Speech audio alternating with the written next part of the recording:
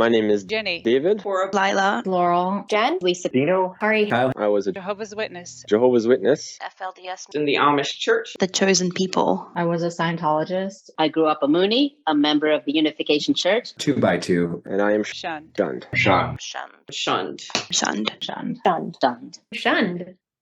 My name is Ezzi. I go by Adriana. I'm 30 years old. I was a Jehovah's Witness, and I am shunned. Okay, Ezzi. So how'd you come to be one of Jehovah's Witnesses in the first place? I was born in, I think I'm third or fourth generation. I know my great grandmother got into it. I don't know how. Then my grandma, I believe, got into it because one of her sisters wanted to learn how to read. JWs knocked on her door. She took it as an opportunity, and that kind of led elsewhere. And then my mom came into it, I think, late 20s, if I'm not mistaken. And the way she puts it is she got to do all her partying, all the stuff she wanted, then got baptized because family pressure. And then I was born in and got baptized at 15. I do want to say a little preface for later. Baptism is not a choice. And even though they say, like, use your Bible trained conscience, you really never get a choice. And the label of removed or disfellowshipping no longer holds power over me. But I can discuss that down the road. Sure. Well, yeah. When you really only have one choice, that's called coercion. That's not choice. You're not offered other choices. So no, we'll definitely get into that. So you were born in, it goes back, I guess, a couple generations. Your mom, it was family pressure. So was it her mom then who was pressuring her? Was there anything going on in her life in her 20s that made her particularly vulnerable to that? I mean, you said she got her partying and such done. I mean, maybe she had some bad experiences or something. Where do you think there were other things that maybe played into her being ready for it? I think it was more so, she said she was having a lot of fun. She's told me all kinds of crazy, cool stories, you could say. I mean, she really went all out on her party days. No judgment. Sure. I'm glad she got her, what I call the wiggles out. For her, it was more so I think her sisters, a lot of them had already converted and gotten baptized. They kind of all settled down. They'd had families, they're kind of moving in that direction. And then, of course, my grandma, her mom, was always on top of her, like, hey, this is the truth. You're going to be destroyed. Like, there's just a lot of pressure. And so she decided to finally start studying with a sister that was kind of like a family friend at the time. And she said that it just kind of made sense, and she decided to get baptized. I don't know how much of it, for context, I don't know how much of it my mom really believes anymore.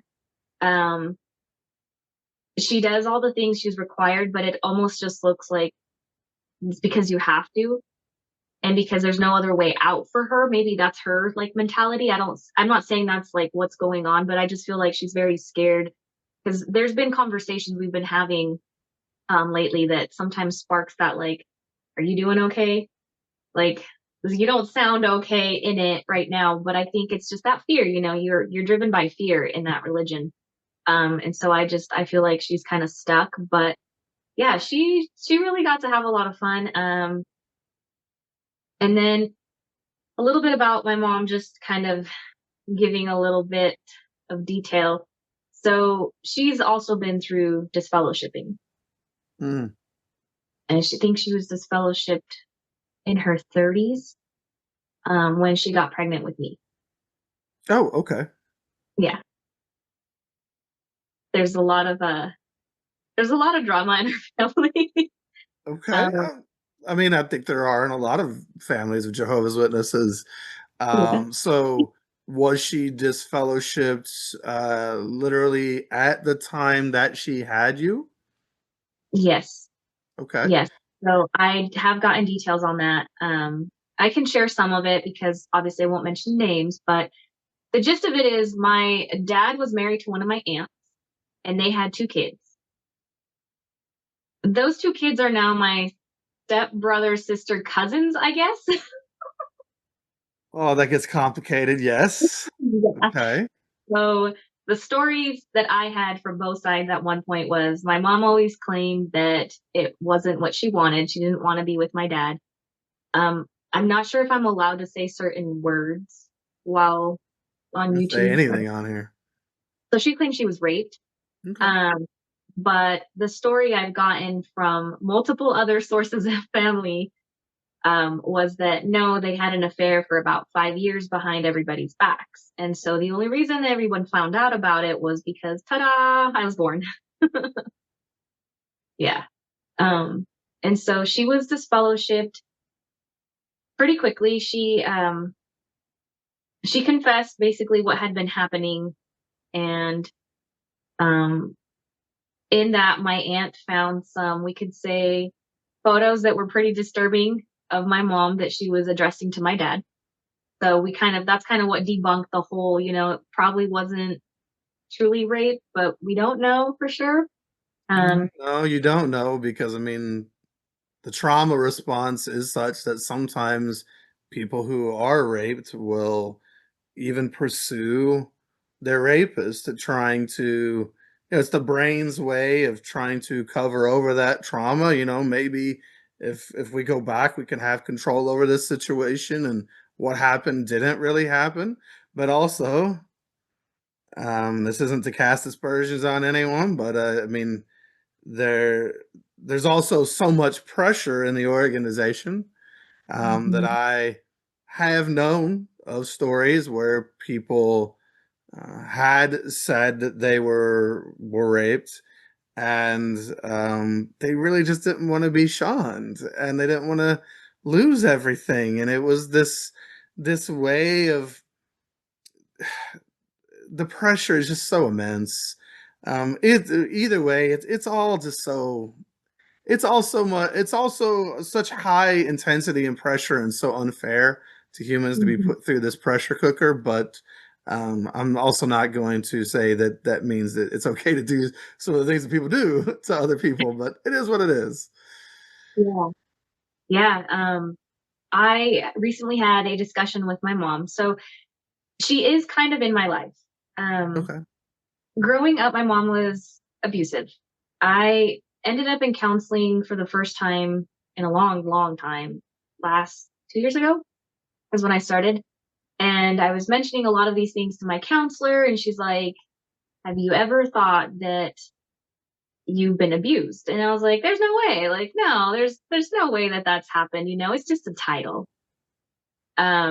And she was like, well, yeah, it's a title. She's like, but there's a lot that you've gone through that is abusive. So my mom liked to hit me. It wasn't just like normal discipline.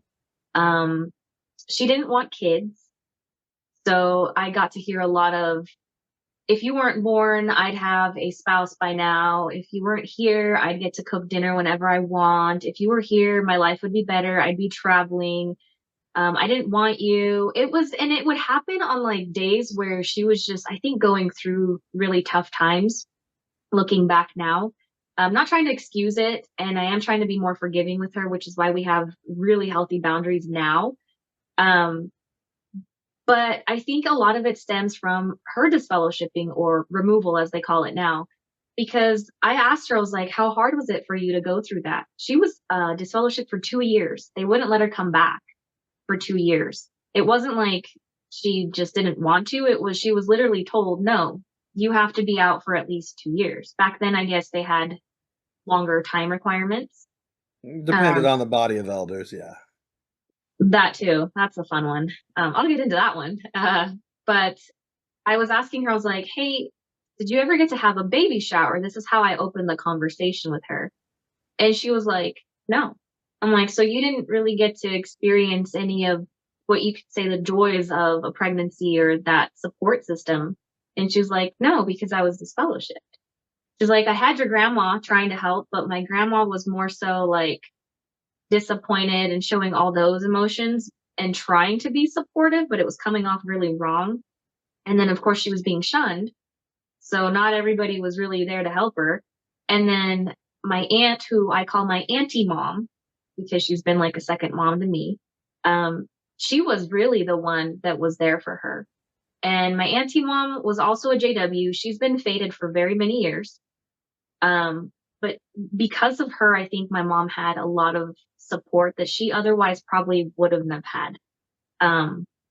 She said it was very traumatic. What the elders told her, how they treated her was really harsh. And I don't think she's healed from any of that because she still talks a lot about the past. She's very much stuck on those emotions. And it's Yeah, sad. well, I mean, and that's true, and that's really sad. But all abusers are byproducts of abuse somewhere, or most abusers are, and it still doesn't make the abuse okay. And being treated like that as a child yourself, um, I'm sorry that you went through that. I'm sorry your mom went through what she went through, and I'm sure she's been through a lot of things. Uh, but she repeated the patterns and the cycles to some degree instead of uh, breaking those patterns. And hurt people hurt people. That's a very sad reality. And I hope she gets help so that she can become a safer person for you. I honestly hope the same.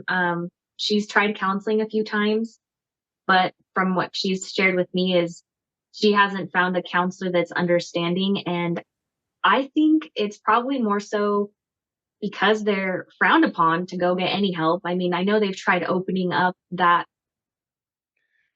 line, you could say, of like, you can go get help.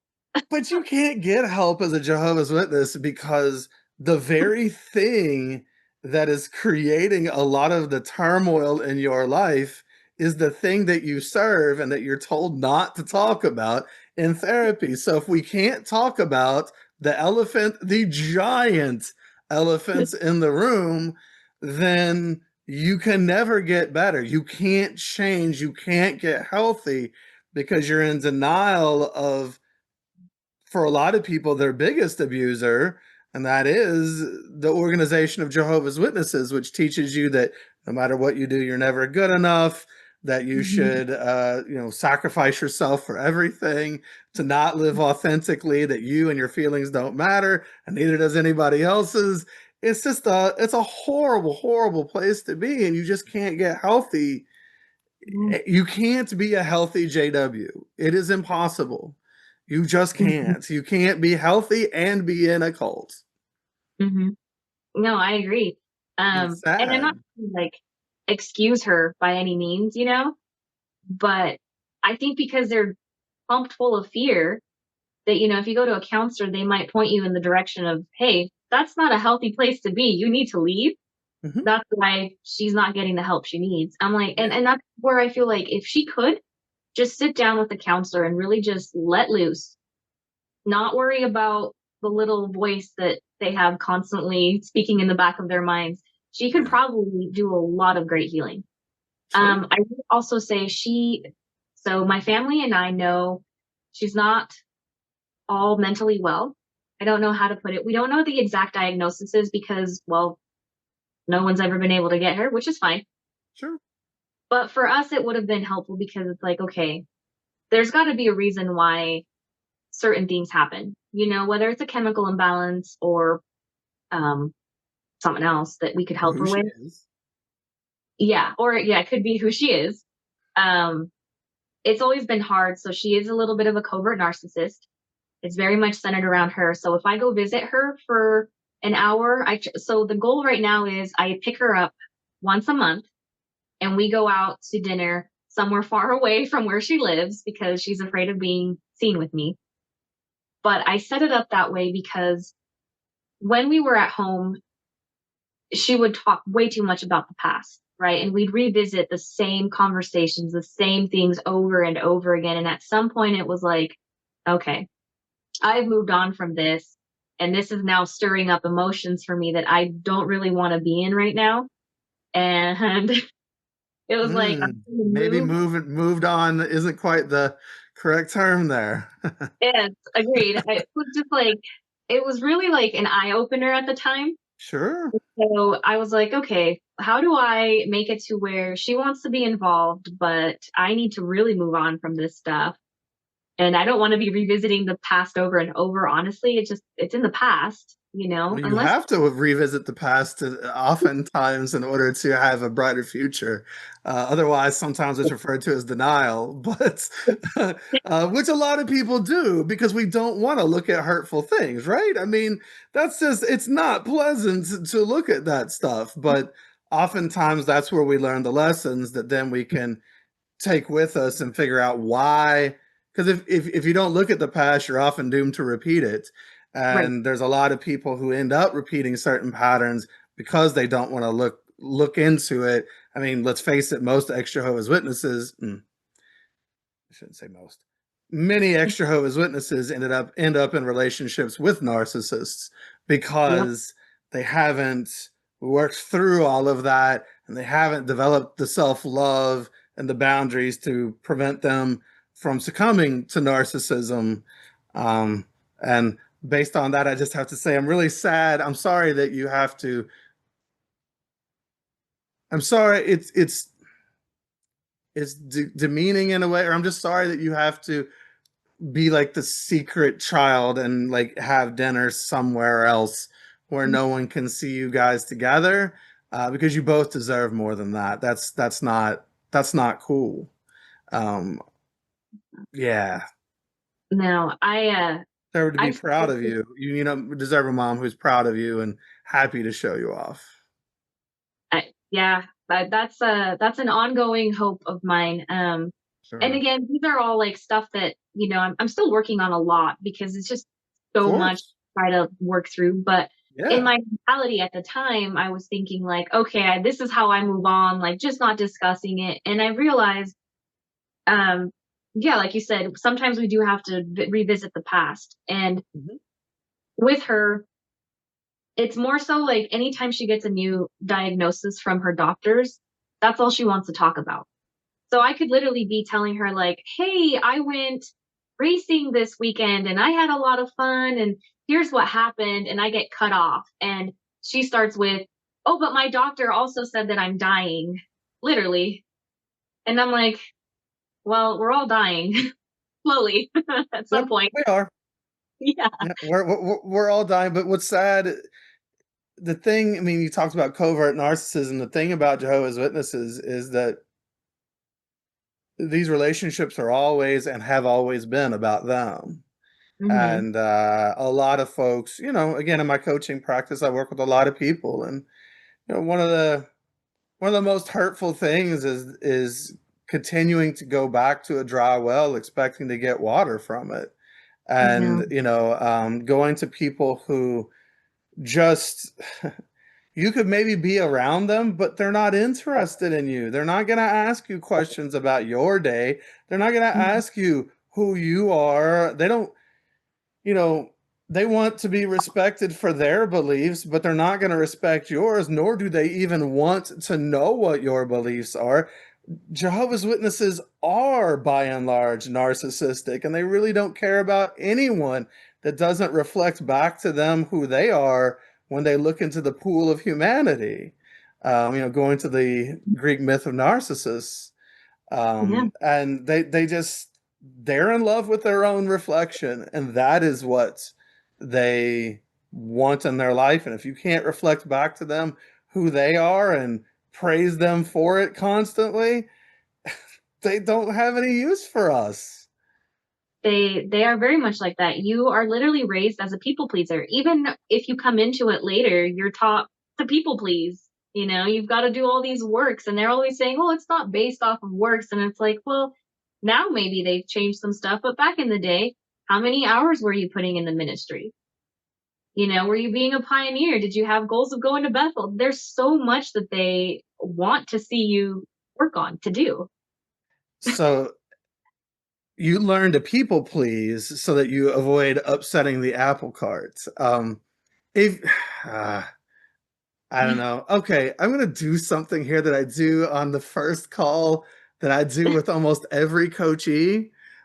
Just there's a story that I'm going to quickly tell, and I don't think I've ever done it on here before, but I think that it's a really maybe it's a cool opportunity to do it because we're talking about narcissism. So, in the Greek myth of Narcissus, Narcissus was this beautiful man. He used to walk through the forest. I'm going to go through this really quickly, but he used to walk through the forest every day or all the time. There was a nymph named Echo who caught sight of him, immediately head over heels for him, and she would follow him everywhere that he went. And she would do this for a long time, but she'd always hide in the shadows. She'd never let him see her. One day she gets the courage up. She steps out in front of Narcissus. Hey, I'm Echo. How's it going? And he treats her like trash. He wants nothing to do with her. He's hateful and awful.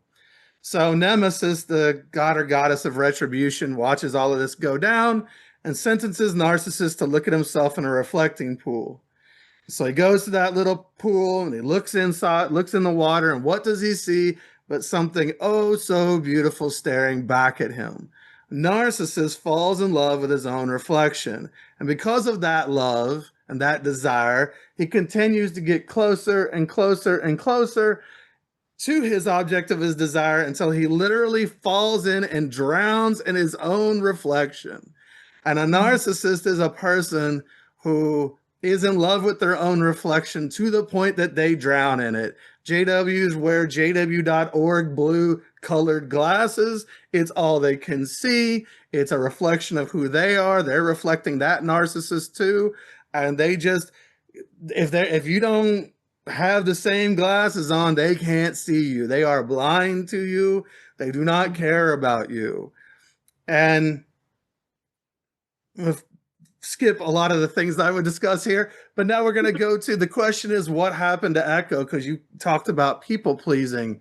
And Echo wandered the forest the entire rest of her life. Nobody talks about this part of the story.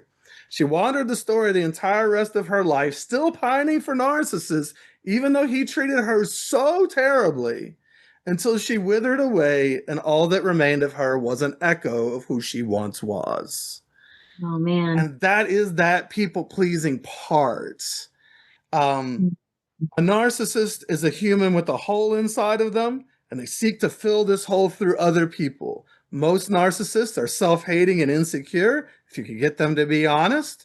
And in order to feel okay, they feel this hole inside of them by pushing people down, by blaming and shaming other people, to where for a moment they can feel like, well, at least I'm better than them, right? So for a moment they feel okay. But the other side of that narcissistic coin is the codependent person, the person that has learned to be a people pleaser. And when we're in that state, been there, going to raise my hand in the past as well, person that also we have a hole inside of us. And we also fill that hole with other people.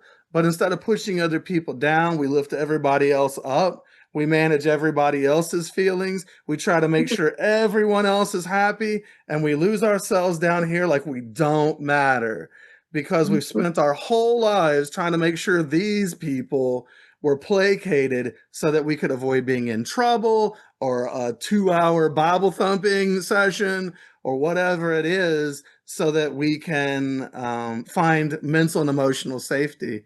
And so Jehovah's Witnesses are a bunch of narcissists leading codependence and keeping that codependency, which is also referred to as love addiction at times, going. We're addicted to chasing unavailable people seeking their love. And so anyway, I'll get off my little soapbox, but I just thought I'd do that lesson in the middle of this because it's so apropos to so many stories. I think we've all been there. That's what it is to be one of Jehovah's Witnesses. And we just end up chasing people, losing ourselves in them, and allowing ourselves to be treated less than we deserve to be, you know, treating everyone else better than we treat ourselves. It's a tough situation. And it's a road of healing. Healing is not an event, it's a journey. It takes a while to love ourselves well after experiencing that for so long. Yeah. Yeah.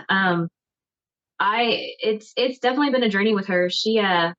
And I'll get off my little soap opera box too with my mom in a way, just because I don't want to like degrade her in any way. That's not what I'm It's trying not to do. about, yeah, and it's not about, even these terms aren't value judgments. They're just a cluster of characteristics. Yeah. And hopefully, I mean, I've had narcissistic tendencies in the past as well that I had to combat. And so, perhaps if a person can be honest with themselves, they can, and humble, Yeah. they can look in the mirror and do some changing. Yeah. And I mean, like you said, I've struggled with it too in a different way. I did find myself like sometimes I would cut people off mid sentence because I'd have a thought and I'd want to share it. It wasn't so much that I'm trying to take away from them, it was more so relating. But I really had to work on like, hey, let them finish. And sometimes it's hard, like over phone, it's really hard to like hear videos or even video calls because you don't know exactly when it's person to person. Well, But and that is all an ADHD thing. oh, That is an ADHD thing. So it's even in the DSM, if we want to look at the qualifications, the over talking or having a hard time waiting our turn, it's impulse control. And that's even harder for people with ADHD on phones or whatever, because you have no visual cues. I mhm. hate the phone. I will avoid the phone at all costs because, and I have ADHD, because it's hard to tell when one person is done speaking and the other person can speak now. And I'm sure I know I've been accused of over talking people on here at times. And some of that is, I'm human too. It's my own impulse control issue at times. And my brain's running 1,000 miles an hour and I'm having a hard time reining it in. Right. So, the runaway train is hard to stop sometimes internally, and that's just part of being a person. Yeah. No, it is hard. So just kind of finishing up on my mom, I grew up a lot hearing her say, I hate. Oh, that was her favorite two words. I hate this, I hate that, I hate that person. Um, and I don't know, maybe that's part of why, like, at some point, my little brain decided that, hey, I don't want to be this way. So I'm going to try to please everybody as best as I can, but also be kind. I saw her treat like medical staff really horribly if she wasn't getting her way. It was just really sad at times. And I get there's all kinds of people in the world that do stuff, but I don't know. My brain was just like, kindness goes a lot longer of a way because then I'd have to. So from a young age, my mom would be like, you need to call my pharmacy and tell them that I need my medication. So she's got really bad anxiety. And she's been on a benzodiazepine since I was about 4. I didn't know much about benzodiazepines until last year. I didn't know that they are highly addictive.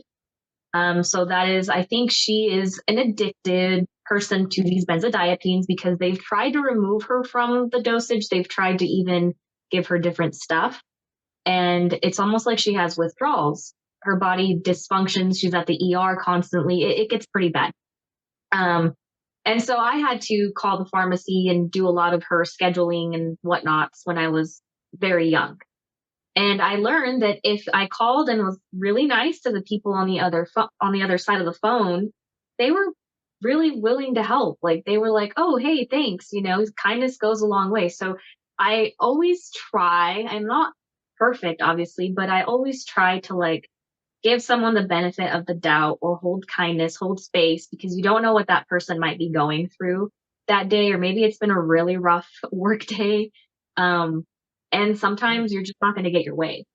But my mom was very much so like, I hate it. The doctor doesn't get me. They're not doing what I want. And I'd try to tell her, like, well, maybe they're trying to figure things out. There's probably good reason. Have you tried talking? But anyway, that's just kind of been her nature throughout my years. Understood. Tough personality. I mean, benefit of the doubt is cool, and kindness is a beautiful and amazing thing. We also have to not leave ourselves out of that kindness, and we have to be kind to ourselves, which sometimes also means not lighting ourselves on fire in order to keep someone else warm who probably wouldn't piss on us if we were on fire. Sometimes, depending on the individual. I know all the people who shun me, I'm sure, would not be so kind to me. And I had an instance where I took some random Jehovah's Witnesses home in an ice storm who got stranded because someone called me and told me that there were these kids stranded, and I just did the right thing and I took them home because I could, right? Well, as soon as I made sure it was safe, I took them home because they were stranded in a town north of me. But I don't think Jehovah's Witnesses would do the same for me. No, I Just do actually, the kind thing. Be nice people. yeah, and it is, As and long it as is it doesn't hard. hurt you. No, but it is hard to hold space for yourself. It Mhm. really is, because like you said earlier, I do find myself at times putting everybody first. You know, if they're going We're through taught to something, do. yeah, put How them you run a first. cult. Yeah. So it's definitely a work in progress. Also learning to say no or I can't has been really hard, but Of course. it is something I've had to start to learn. And I'll kind of get into that since you mentioned we kind of pick like if we've been in narcissism, we kind of follow it in a way, like the story you just told. We repeat the pattern as codependents. We end up being attracted to, I mean, narcissists are always around, but sometimes we think we can fix them. So we become rescuers. Yep. And that's what happened to me. So I'll kind of I'll lead it into that. Mhm. If you're feeling stuck in your life after cult involvement and can't find the life you want, leaving a cult is a new beginning on a path to healing, not some magical end itself that is healing. Relief from the immediate pain feels good at first, but that's not necessarily true happiness. The feelings of social awkwardness and isolation, lack of self worth, perfectionism, patterns of being attracted to emotionally unavailable people, not even knowing who you are yourself, all of these things and more are lingering effects of that environment. Being in a cult isn't just following a doctrine, but it's following a culture, a way of life, a way of being that doesn't just go away because you stopped attending meetings. If you want to shortcut the path to healing instead of trying to figure it out on your own, maybe even work with me professionally in my cult recovery coaching practice, you can find opportunities to do that and also for other cool resources at my website, exjwhelp.com. That's exjwhelp.com. How do I want to put this? So my last relationship was an 8-year relationship. That was the last one I had in that realm of the bad stuff. To put it shortly, this person started as a really nice person, right? Mask fully on. I always start my relationships by telling people my non-negotiables. I've always been really good about just, hey, I know what I want in my life. These are the things. So for me, it was marriage was a must. And whether or not that was because of my background, I've always just thought marriage was really important. Sure. I always said no kids. Like that is not on my radar, not something I am changing my mind to. Love the people that always want to change my mind. I'm like, I'm not attacking you for having kids. Don't attack me for not. Oh, been there. I understand. Yeah. And really just let's adventure. You know, I have a dog currently. I know I won't always have him around, sadly, but I do want more dogs type thing. So those were kind of my most standard. And he agreed. He was like, yeah, I'm on board for all of that. And I was like, okay, then I guess we can start dating.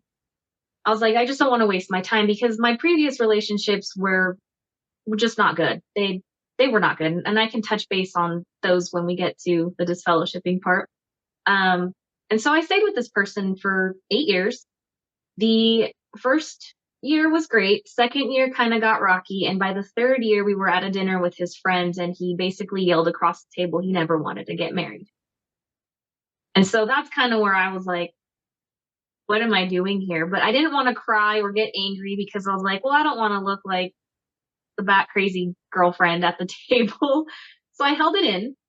And when we went into the car, I let it out. I was like, how, like, what are we doing together? What do you mean you don't want marriage? And he just started saying, it's just a piece of paper. It doesn't mean anything. Women take everything from men. It always ends up in a divorce. And I was like, have you been married before? And he's like, no, it's just what my mom went through. And I was like, okay, well, that's your mom's story. That's not your story. That's not what you have to go through. I'm like, clearly it's different. So we started with issues there.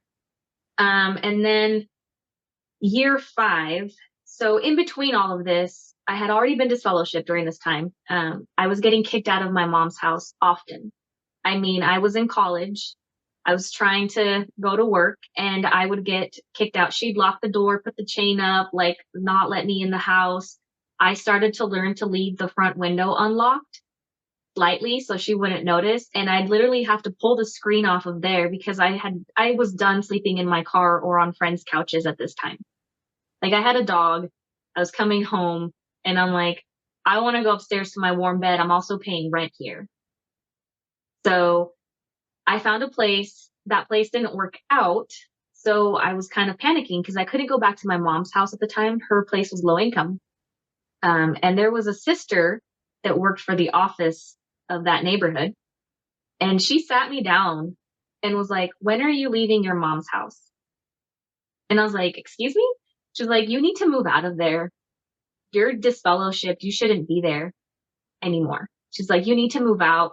We can't visit your mom because you're there. And my mom had been throwing that in my face for a very long time too. The fact that nobody visited her was because I lived there. And we were fighting a lot. So it got to the point where the other place didn't work out. And I'm panicked because I'm like, I can't go back to her house because the paperwork, I've already signed that I've moved. And I looked at my ex and I was like, do you mind if I stay in your spare bedroom? And he just kind of, sure. Like, he wasn't like, oh yeah, it's okay. Or, like, how can I help? He didn't offer. I guess I was just waiting for that offer and it never came. And so I moved. 5 years? That was at 5 years. Yeah. And then within that year, I learned he didn't like anybody sleeping in his bedroom or bed with him. Apparently it was because I got up to go to the bathroom at night. So that woke him up. There was so many excuses. You know what? I won't even spend too much time on all the excuses he was making. But it got so bad to the point where about year 6 is when I decided, okay, I need to know if this relationship is going somewhere or not. And so I proposed. I knew he liked Deadpool, and I knew he wasn't going to be open to a regular proposal. So I wrote a letter, basically themed with Deadpool, explaining my point of view on marriage, my expectations of why the house, like just kind of touching base because I knew the conversation has never been going anywhere. And then I proposed, and I had this all mapped out. I was like, we're going to be at the park. It's going to be private. I'm not going to let anybody know because I don't want to embarrass him. I got the rings, and I had my dog a part of the plan.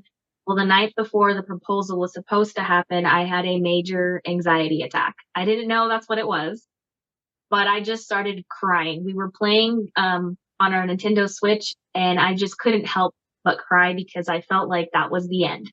Like, I knew that there was a no coming. And he was very irritated with the fact that I just started. He was like, why are you crying? This is weird. Like, you're upsetting me. And he just couldn't handle it. So I handed him the letter, and he's like, what is this? And I was like, can you just please read it till the end? So he did. And I watched him set down the paper on his lap and stare off at the TV for what felt like forever. So I finally asked, I was like, so what did you think? And the only thing he said is, we've already talked about this. He was mad. And for me, all of that, like the way that that relationship felt was so familiar to how my mom and I had grown up. So in that moment, I chased him and I was like, well, what do you mean? Like, what do you mean? Is this over? Like, is this a yes? Is this a no? And he said, I'll consider it. Well, my dummy didn't say, well, we're done, because that was a no. At that point, that was realistically a no. But because I guess it felt familiar, I decided to stick around and chase. Sure, so we were taught to do, to put aside what you want and who you are and your feelings and chase the other person and try to earn Jehovah, your mom, or this guy's approval, right? Like you're just taught to chase and someday I'll be good enough for them. That's just the way we were all taught to be. It was. And long story short, I waited about a month. I still had no response. And I ended up giving him the silent treatment. I mean, I came back from a mom who was really good about that. So I used that as my tactical force. And it got to the point where he finally gave me the ring back and said, we need to break up because I can't handle your silence and you won't talk about it. And the only thing I could tell him was, we have talked about it. And I've already done my part. And you're not giving me a response. So I don't really know what else to talk about. I was just really angry at this point. And also because I guess I was trying to prove the elders wrong, which, like I said, I'll get into this disfellowshipping process and how that tied in with this. But I ended up staying with him an extra 2 years after that. So we broke up for like 5 minutes. I went to my bedroom and he didn't even knock. He just came into the bedroom and started asking a bunch of questions. I don't even remember what he was saying. I just remember he put his hand on my lap and I was like, hey, we just broke up. Like, I just need some space. I need to figure it out. And he got angry and stood up and started saying stuff. And that little bit of like fear hit inside me. And I was like, oh, I got to fix this. So I was like, okay, we'll try again. Well, 2 years went by and I still didn't get an answer. And every time I tried to talk about the subject, I was met with no answer, angry answers, or he'd just stare at me. Or he'd say that we never actually talked about it. Like we couldn't just have a mature adult conversation about these things that he knew was important to me. And honestly, I kept telling him, like, it's okay if you don't want it, but you've got to respect my decision too. And if that's the case, then we need to go our separate ways. Like that's just that's how it needs to be. Because I'm not changing my mind. I tried. I did try at one point to tell people that I didn't care about marriage. I tried to convince myself, and it didn't work. So, about 2 years ago, almost 2.5 at this point, I finally broke off with him. And it started because of counseling. So I broke down around Christmas time and finally confessed to him that, I was done. I was feeling really just down. My sister, who's like my best friend, had just gotten engaged. And I think that was the key to unlocking how I really felt. Because they had been together for 5 years, but they had been communicating the whole time about, hey, we're not getting married yet because of this. We're working on this. We're waiting for this. Versus I felt like my relationship really wasn't going anywhere. There was no future talk. There was no set plans or compromises. And so my counselors at the time, they were like, hey, you should move out. And that was like, great, I got to move again. I've been there for a while now. But they were like, it's not a healthy situation. It sounds really toxic. And one of them finally said, with all the details that I gave her, she was like, this is an abusive relationship and you should not be in it. And it kind of took me aback because I was like, no way.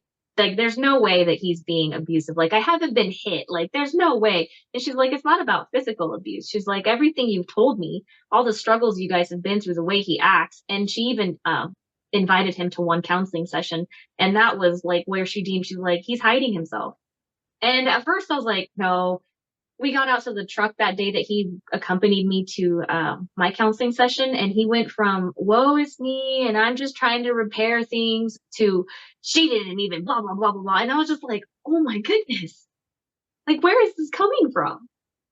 So he knows how to play the game. I mean, narcissists or people like that are very charismatic and they know what mask to put on to look. I mean, I've talked to people, recent episode, moms yelling at the kids literally up until the moment they enter the Kingdom Hall, telling them now to, get tears out of their eyes and put their smile on because we're going in to serve Jehovah.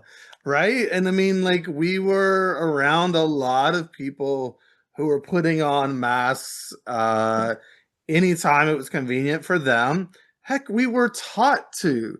To the Jews, I became a Jew that I might gain a Jew. To the Gentiles, I became a Gentile that I might gain the Gentiles or whatever. We were like taught to change who we are to manipulate people in situations. And we were never taught that it was okay to be ourselves or to say no.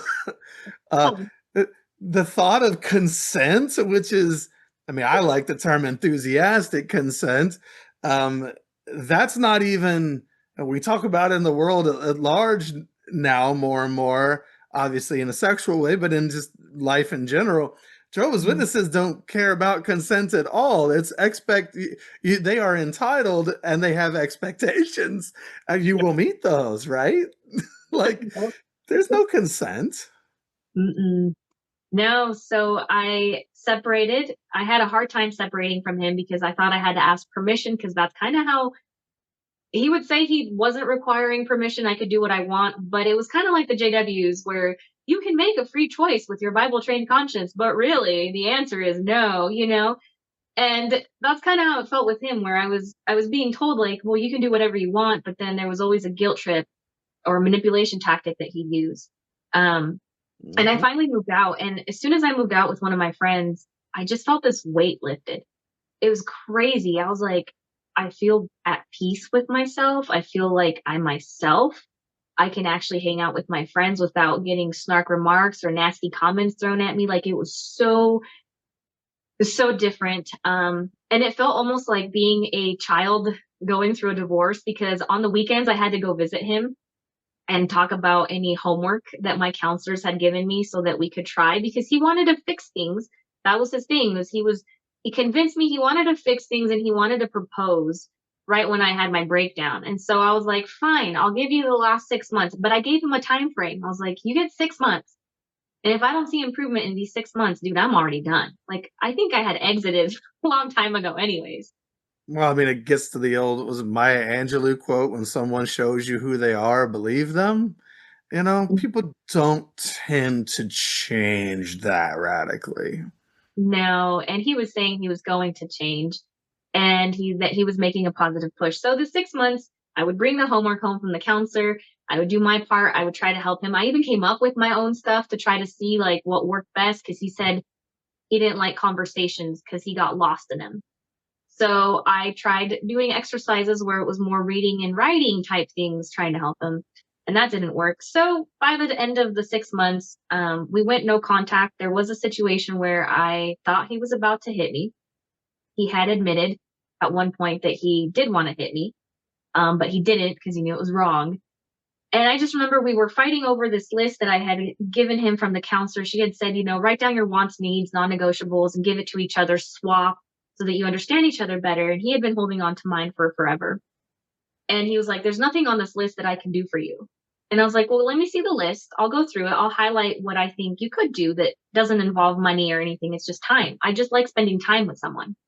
So I was going through it. I handed it back and I was like, there's plenty on there. And he grabbed it and he scoffs at it and he goes, yeah, so I have to effing adjust my time and work around my schedule for you. Yeah, F that. And he throws the paper. So I got mad, crumpled it, put it in my pocket and said, you know what? I'm done. I'm done with all of this. And he starts screaming at me like, give me the effing paper. Give me the effing paper. And I mean, I didn't even notice. I was backed up to the kitchen wall. And my dog is standing in front of me, leaning hard. And he doesn't do that often. Like he's trying to protect me. And I just remember looking down and he just looked so scared and like, what is going on? And I came to and I was like, this is not how my life is going to be. I do not want this. And why have I let it get here? So I said, are we done here? Can I go home? And he's like, go home. So I told him, after a week, I hadn't heard from him. So I was like, what are we doing? Like, did we break up or did we not? So I reached out and I was like, hey, I know things got really heated the other night. I apologize. I screamed at you as well, but you know, what are we doing here? And he put up his excuses, blah, blah, blah. He's like, well, you blamed it on me. Basically, I was at fault as usual. Everything in our relationship was always my fault. I won't get into those either because there's so many, but I basically said, let's go for a month of no contact. Let's just do us. you go to work, you do whatever you want to do for a month. I go to work, I do what I need to do with myself, and we'll come back.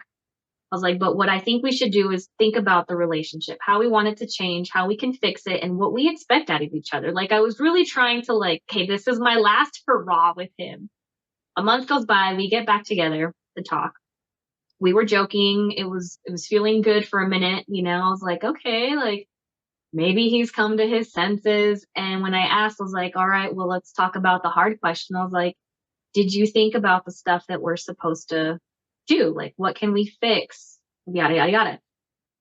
And the first thing he says is, and he goes into this like slumpy mode of like, woe is me again. And he's like, well, I didn't know that's what you wanted me to do. He's like, I went to work, I ate, I slept, but I don't know. He's like, I just don't want to lose you. And I was like, well, that's not what I left you with.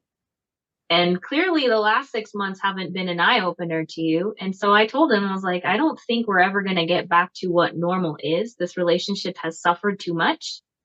And I don't know where you're at with your emotions half the time. And so he admitted that anger is his primary emotion. He likes to be angry because it's what fuels his fire. He too has a lot of stuff in his past that he hasn't moved on from that he uses to fuel said fire. And it showed in our relationship. So it took time to leave, but once we broke up, it was honestly the best thing that ever happened. I am now engaged. Well, good, good. I hope certainly this relationship is not a reflection of that one. No. I'm sure it's not, or it sounds like you learned some lessons there, but Yes. point being that we were taught to just always try to save things or people, right? Go to their Right. door, keep knocking, eventually they'll change. The Mhm. savior complex that we can change people. And sometimes obviously things will come up. Life happens with the people that I work with at times, and sometimes people do go through divorces or relational changes or whatever. And one of the questions I like to ask is, so what are we saving? Mhm. Not in a flippant way, but what are we saving? If we're going to continue, what is it here that is so good that we are going to work so damn hard to save it? If relationships are that hard all the time, then why are we there? Yeah. There's 8 billion people on this planet. Go find someone where it's easier and where you feel more at ease with this person. You don't have to fight and scratch and claw for everything. But that's what we were taught as witnesses, right? That Right. you don't deserve anything. Everything has to be earned, and you have to constantly put aside who you are to try to earn this other thing. And slave for Jehovah or slave for the relationship. I don't want to be a slave. That's terrible. No, you're absolutely right. Yeah, this relationship I'm in now is the complete opposite. Good. Um, I've never had someone unconditionally loving, um, affectionate, goes above and beyond, communicates so well. I mean, he is just what I call a blessing sent because so we'll go back to that. But yeah, he's a blessing. You found a good one. Good. Yes, Glad to hear I'm that. thankful. Um, so let's go back to where you were in your JW story a little bit. So, and we'll get, because I think that there's going to be a few foundational things probably that come up in it. So, obviously, home life was not great. I've been kind. Um, Going to the Kingdom Hall, were you someone who did you feel you fit in there? Were you a person? Did you adhere to the doctrine? Did you take to it? Did you believe it? Did you enjoy any of the activities? The Kingdom Halls were the hardest for me. I definitely felt like I had to put on a mask to fit Oh into yes. everything, right? I grew up I wouldn't say like all my childhood was terrible. I did get to go visit family out of state a lot, and those were like really good core memories for me. I did have a lot Sure. of good experiences, but for me, like getting into a dress to go to the Kingdom Hall, I absolutely dreaded those days. I mean, I did not want to get dressed up. All my friends out in the apartment complex I lived in, we were all little. We wanted to play outside. And so they'd come knocking on my door and they're like, can you come out and play? And I'd be like, no, I have to go to and before I could even say Kingdom Hall, because they'd see me dressed, they'd be like, oh, you're going to church. And you could hear my mom, it's Kingdom Hall in the background. I'm just You like, must correct small children. You must get it right. every time she would correct them every time. Sure. And yeah, I would sit there. I remember like, I didn't like going. I don't think I believed as a young kid. It's changed now. I will say, just for context, I am a Christian now. I battled with that. We'll get to that later, but I didn't believe when I was little. I think it was more so like, this is what I'm told I have to do. And I started to pick up on things pretty quickly because I noticed that a lot of my younger friends were becoming publishers at a very young age. I mean, they were 3 to 4 years younger than I was. And I just remember like a lot of their parents being like, you should really start thinking about these things. And you kind of, they start planting these little seeds of what you're supposed to start doing and what you should be doing. And then what happens if you don't? And for me, I was starting to see parents pulling their children back from me. So I was still a kid, and I'm just like, well, how come we're not being invited? And how come I don't get to go hang out with them? And I just started to kind of connect the dots, like, oh, it's probably because I don't have any title to my name, technically. Mm-hmm. So at the young age of 12, I decided to become a publisher. And when they asked me, why you're doing it, well, I was a pretty observant child. And I picked up on what the key answers were. So I was like, oh, because, this is what we're called to do, and gave them all the answers they wanted to hear. And I became a publisher at the age of 12. But I felt like my home life and who I really was compared to who I was supposed to be at the Kingdom Hall, completely opposite. I never felt like I fit in. I didn't have a ton of friends growing up in the Kingdom Halls. I had my best friend at the time. That was the younger kid that had she got baptized at 11, I think. So very early. I had some friends, but I never felt I fit in. And then my mom would never let me just stay home. So there did come a time where I asked if I could stay home. And of course that led to getting beat, hit, ear pulled, like, no, you have to go. You're a publisher. You have to go. There was never a choice.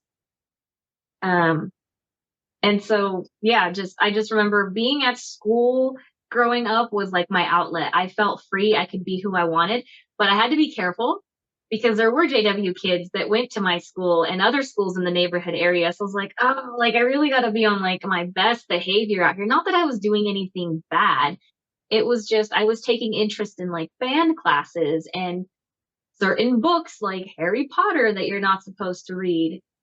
I actually took one of those books home with a book cover, and my mom found out anyways, and I got in so much trouble for that. Oh, I was gonna say, I'm sure that didn't go over well. Yeah. But she didn't catch any of the Twilight books. Go figure. Oh, you snuck something by. But there's a lot of narcs at school when you're with a lot of other witness kids, right? And you've got somebody who's gonna towel on you if you start getting too close to somebody, or if you start expressing interest in the wrong thing. So yeah, it's tough. It is. And as you get older, you start to realize that you really are conditioned to tell on people. Oh, I was one of those narcs. To some degree. I think I kind of was one of those, at least at times, because you're taught to tell on somebody because you care about them, right? And it's the only way they can receive everlasting life. You're preventing them from going down the wrong path. Well, I must have been a rebellious one because I never did. I saw actions, like I saw kids in my school holding hands that were JW with a non-JW, and I was just like, I didn't see that. I was like, I'm not gonna say anything. Yeah, I know I didn't say things most of the time, but there were a couple times, I'm sure. I can't really recount them, but I do know that I was raised that way. And so yeah, and if you don't report somebody, you're a sharer in their sins, right? And I didn't want to go down with that ship. I think I never even thought of those aspects. I just thought I didn't want them to get disfellowshipped because I had come from a Sure. mom who had gone through it. And I had family members that were disfellowshipped throughout my childhood and still are. And I never liked that. Like, I always felt like that was so wrong, even as a child. Hmm. Um, but Even kids can see that it's childhood wrong. Kingdom Hall never felt like I fit in. I really just gave people the answers that they wanted to hear ultimately because I didn't want to lose them. That's kind of Sure. all I had. But I will say, my mom never really, she tried to enforce the whole like, don't hang out with worldly people, don't have worldly friends. She tried to enforce it, but she didn't try to enforce it. Like, it was this like light reminder on the occasion, but she never made me like lose my friends. She would just be like, you're not supposed to have worldly friends. And I'd be like, well, we're having a good time. And I think she saw that, like, hey, she's having the time of her life outside. She's not doing anything bad. So I kind of am thankful that she never really stuck to that. Because I Yeah, think she let that one slide. yeah, that's why I ended up with having friends that have turned into family at this point. And those are the ones who helped me out throughout many struggling years. Well, I'm glad that that one slid by and that she, maybe it's because she had her own fun times in the past or whatever. There's some reason there. It sounds like she didn't feel like enforcing that one particular thing. I'm glad it's turned out well for you. On that end, yes. Yeah, yeah. Same Um, with, yeah. Sorry, go ahead. so I was gonna say, so then, 12, you're an unbaptized publisher. I believe you said 15, you're getting baptized. So it sounds like in those 3 years, I mean, did something change, or how'd you end up there? Pressure, lots of pressure.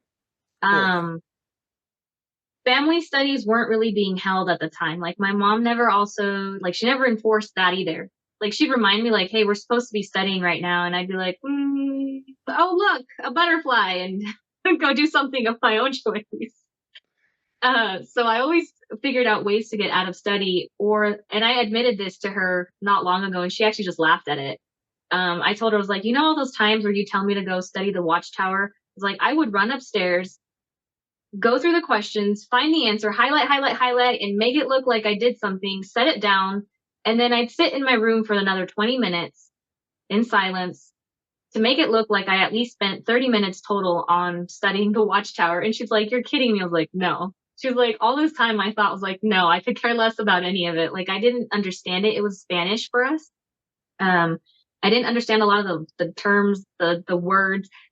My interest was not piqued during those years. Sure. But what got me to baptism was my childhood best friend. Her name's Norma. I've got permission for her. Mhm. Her dad was an elder at the time. Well, and I think still is. And he would come up to me often, and I get it. Maybe in his brain, it was the good deed of trying to do the right thing, but he would always come up to me and be like, when are you getting baptized? Like, look at your friend over here. She's baptized. That friend over there, they're baptized, blah, blah, blah. It's just constant, like, when. And finally, I got the courage to say, I just don't feel ready right now. And that's what kind of sparked the movement with him, because he started saying, why aren't you ready? You know the truth. You know you're going to be destroyed when Armageddon comes. You're going to die because you chose not to get baptized. And that started to become like a broken record with him, because it was the same answer every time. Anytime I said no, or, I'm thinking about it, or I couldn't even say I don't understand, because if you've grown up JW or even been in it, you know that if you show any signs of doubting, as they call it, or questioning, you could be an apostate or something dangerous. So I had all these questions, but I didn't feel safe asking anybody, because I was like, well, I've already tried this with my own mom and I've been told I'm doubting. So what's going to happen if I ask these elders these questions, like the fear was real. And so eventually I start seeing more of my friends pulling back again, and more people kind of always asking that question. It's like when people tell you, when are you going to have kids for me? That question is so old. I'm like, it's so stale. I don't even want to hear it anymore. But that's kind of how it felt with baptism. It was just when, and you should, and you know the truth, and all this pressure. And then other elders from other congregations at their conventions, when we all got together, they knew me. So of course they started asking questions, and then sisters, and it got so bad that I told my mom, you know what? I want to take up a Bible study. All right, I'll study the Bible. So I studied the Bible with a, what are they called? I know it in Spanish right now. The ones that go to heaven. Oh, an anointed one. An anointed one. There we go. Oh, wow. Talking directly to a future king and priest. Yeah. So everybody was like, oh, she's getting Bible study from this sister so-and-so. And Whoa. oh, what a privilege and an honor. And I was just like, okay. So of course at Kingdom Hall, we'd be like, oh yeah, it's, yeah, trying to act all like it's a big deal, but I'm trying to be humble. But internally, I was just like, I could care less. Like, let's just get this over with. She finished study with me, and she told my mom she's not ready. And my mom was like, oh. And she's like, she's just too focused on wanting to be outdoors. I was about 14 and a half at this point. Like, she still wants to be a kid. Like, she's just not ready. If she says anything about baptism, probably just hold her back. Well, that answer didn't work for me because I had so much pressure riding on me that I was like, no one's going to believe that I'm not ready. Everybody in my congregation, at least, has seen me grow up and they think I should be ready. And I was like, this isn't going to help. Like, and I'm already starting to lose friends. Like, I was really worried because I was like, man, like, this answer just does not do it for me, does not work. So I went to the elders anyways by myself behind my mom's back. And I was like, I want to get baptized. And they're like, oh, wonderful. They make a big deal out of it. They asked me the questions. I had memorized the answers to those questions because I was like, I don't understand really what you're asking me here, but I'm going to give you the answer you want. And then I can't remember what the question was anymore, but he asked, and I was having a little bit of a struggle answering it. And he coaches me on it, right? So that I pass. And then he's like, you pass. He's like, you can get baptized. And in my head, I was like, did I pass or did you just help me pass? So Well, I mean, at the end of the day, it's just regurgitating answers to questions that you can even study ahead of time. And I mean, most of them, if you've been to the meetings and you've paid attention and you're actually into it, you can answer without studying. If you aren't super into it, it is going to be a little more of a struggle. But at the end of the day, they usually kind of want kids to get baptized. So, I mean, occasionally they'll actually say no, but I've always thought that doesn't make sense because they really don't care. They just want you to get baptized. It's a big deal. it is. It locks like you in a new way at 15. It does. It is the biggest deal of, I would say, for them, your entire life. Like, Oh, yeah. screw everything else. It's baptism. Mhm. So I passed the questions, and then he asked, well, when do you want to get baptized? And part of me was like, oh, if I do it at the really big one, it's going to be super showy, but I get anxiety. Like, I don't like speaking in front of people. I never have. I don't like being the center of attention in a way. And so I picked a smaller convention that they had. It was like their 2-day or whatever. And I remember standing up there and I just felt miserable. There was this brother that had come from Bethel. Rumor was that he was there to try to fix the congregation. That congregation still has a lot of issues going. And so he was supposed to be there to try to help mend things and try to work it out. And my mom had developed a massive crush for this man because they were both from the same country. And so she was on this like kick of trying to impress him. And here is her daughter that's about to get baptized, right? And so she's like, you should go ask him for advice. You need to ask him what you need to do. Like, ask this man, like she's holding up like he's God almost.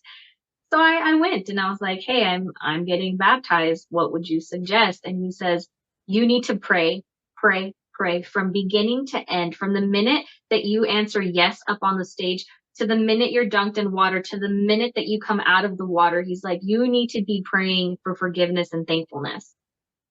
So that kind of took even more of the baptism fun out of it, because I was like, I can't even concentrate like on two things at the same time. And now I got to pray while remembering to breathe, while remembering to not breathe underwater. So I remember being brought up out of the water, and I think I looked like a lost puppy at one time because I had been trying to keep the prayers going, and I looked miserable coming out of the water. Like, there was no smile or anything. It was just like, okay, I'm trying to do multiple things in one. But to other people, I don't know what it looked like to them. You know, I just remember people like, you didn't look happy. And I'm just like, I wasn't technically. That's And just a weird answer for him to give you. I don't even know what to say to that. That is just a strange answer. he was full of those. You said he was what? He was full of strange answers. Okay. Well, yeah. um, that is a interesting thing to say. I've never heard that one before. You just have to pray literally the entire time. What are you even supposed to say? I don't even remember. I think I was just thanking and forgiving. Like, I wasn't even good at praying back then. I didn't understand it. Like I said, a lot of the stuff that I did, I just did following other people's examples or Sure. because I had to. It wasn't ever like I understood why. So I'm getting baptized with not really understanding what the Bible really says. I didn't I knew the basics, you know, sinning is bad, this is good, this is what you're supposed to do. But there were so many other things that I'm like, why? Why does this happen? Or like, how can you fix that?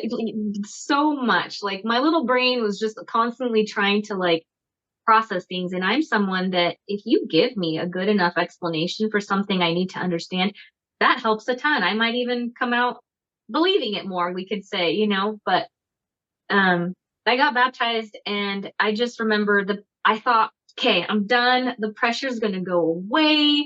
This is great. I get to keep my friends. Like, I was kind of like kicking back. I was like, all right, we're done here. Oh, I was wrong. I was so wrong. Oh yeah. Well, so what does that mean for you? Because like for a young brother, there's a lot of things that are going to be asked to do in the congregation, and there's a path forward to a lot of drudgery and work for the organization. What was it for you? What did this kick off for you once you got baptized? I was being pressured it started with commenting. I wasn't commenting enough. So I wasn't participating with answering questions and, you know, all this other stuff. So my childhood best friend's dad, that elder at the time, he was like, well, why don't you guys come over for our family study? And goodness, his family studies went over 2 to 3 hours half the time studying. It wasn't even like conversing and at least having a good meal. It was just studying, and he wanted us to like prepare these, you know, heartfelt answers to these questions and not just read what's in the paragraph. And in my brain it was like, well, the paragraph summarizes what we need to say, and I can't share my own opinion, so I'm kind of stuck here. But again, I couldn't say that because, you know, that gets you in trouble. Or they label you spiritually weak. Mhm. One. And then it became, he'd come to me very often. I didn't see you comment today. And it started really nicely, right? Like, hey, I didn't see you comment today. I'm just making sure, you know, did you get a chance to study? I know we went over things. And it slowly got kind of more aggressive from there. Like, you're not commenting, you're not participating. This is unacceptable. You know, how do you think Jehovah is feeling about this, that you don't want to Who participate? is this guy, and why is he so obsessed with you? I have a lot of people obsessed with me because I was considered the good example in the congregation. I guess maybe that's why they kept calling me the good example. My mom used to dress me pretty much like a nun, so covered from, you could say, head to toes, long dresses, really baggy clothes, knee-high socks. Like, you gotta look like a nun to be in it, and I hated it, but she chose the clothes for a while. And when I started to get to choose the clothes, it was still very modest. It just wasn't ankle long skirts. It was more knee-high skirts. Anyways, yeah, so he started with the commenting stuff. And then it became, you should become a pioneer. And back then, you were required to do 60 hours of the ministry. And I'm still in high school. So I was like, I don't have time for that. Like, I don't. And I would tell him, I was like, well, I've got a lot of school stuff that I have to do, and I would like to graduate high school. And he's like, oh, well, you don't need to worry about that. He's like, the end is near. You're not even going to college anyways. So he's like, you should really think about pioneering. And then it became, you should think about going to Bethel. Like, a lot of people around me were talking about Bethel, because to back it up some, when I was 12, we had gone to Bethel. There was a bus trip that we took. I was never impressed. I was like, ooh, yeah, printing facilities. Woohoo. Oh, look, food. That was the most exciting part for me. Was and my best friend at the time got to come with us too. So I was more concerned about having fun and trying to figure out how to make this boring trip fun. Well, yeah, you're 12. Yeah. But you're expected to be like, ooh, wow, look at this. Oh, what a privilege, and look, they all sit together at lunch. And I was like, well, this sucks. I want to go sit somewhere else. Like, I think I was just a little bit of a rebellious person growing up. Or you just didn't want to be the one way they expected you to be. Yeah. I wouldn't call that so much rebellion as just not wanting to be put in a tiny box and confined for the rest of your life. Exactly. Pretty normal. I guess so, yeah. I always forget about that stuff. Yeah, you're always labeled rebellious when you don't want to do. Well, they label you rebellious, but I mean, they're in a cult. They're all the same. So yeah, I mean, so there's 8 billion rebels out here, compared to the 8 million who I guess are not rebellious. Most everyone, actually, I guess that would make them the rebels, wouldn't it? Because they're the ones different than everybody else. Exactly. By default. Oh, good one. Take that to them and see what they say. So then it became Bethel, right? And so then I tried telling people like, oh yeah, I'm thinking about living in Bethel. I'm thinking about moving to Bethel and serving out there. There's a bunch of poo-poo. I never really wanted to do any of that. I just, You knew what you had to say. Exactly. And shortly after that, that same brother from Bethel that my mom was obsessed with, he stayed there just up until I got disfellowshipped. So my graduation party came up. I was also asked to ask him for advice. Mind you, a lot of my friends had their graduation parties and they got to invite worldly people. Didn't matter as long as they were good people, right? My mom forced me to ask him for advice. So this became a thing, was I needed to ask somebody, an elder, for advice. This was another pressure that started. And because he was there, he just happened to be the elder that I had to confide in, you could say. And same thing, my graduation party was absolutely ruined because he told the brother that was our DJ that I could not request any songs, and I hadn't picked any bad songs. All the stuff I had picked were the same things that I had heard other JW parties have, and stuff that had no lyrics to it that I thought would be fun to just dance to and have a good time. I found out when I went up to the brother that was our DJ, and he's like, I was told by so-and-so that I cannot change the music list. The music list has been pre-made for you. Well, it was a bunch of Spanish folk songs. I was like, I like Spanish music, not this kind. I was also told I couldn't invite worldly people. I couldn't invite family members that were faded, disfellowshipped, which I did anyways, because that's my auntie mom. Like, I was like, you're not getting me there. And it sucked. I just remember it felt very controlling. I didn't feel like myself. It didn't go the way I wanted. And the pressure for commenting and pioneering continued. I think I was 16 and a half at the time. I had only been putting like 8 hours into the ministry every month, which I lied. I didn't actually put 8 hours in the ministry. Half the time it was like 4 to 5. I just always put 8.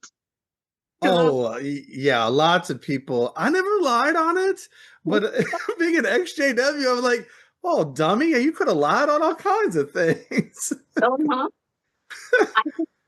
I got tired of hearing it because he started telling Sure. me. So there was another elder. He was an older elder, and he also knew me from a young age. And he was like, I'm concerned about your hours in the ministry. 8 hours is just not enough. He's like, you could get up earlier on Saturdays and go out and do like where they, leave the magazine. You chase someone down in a parking lot basically, and you hand them a magazine. Like, I'm like, man, if someone chased me down nowadays, I'd smack them.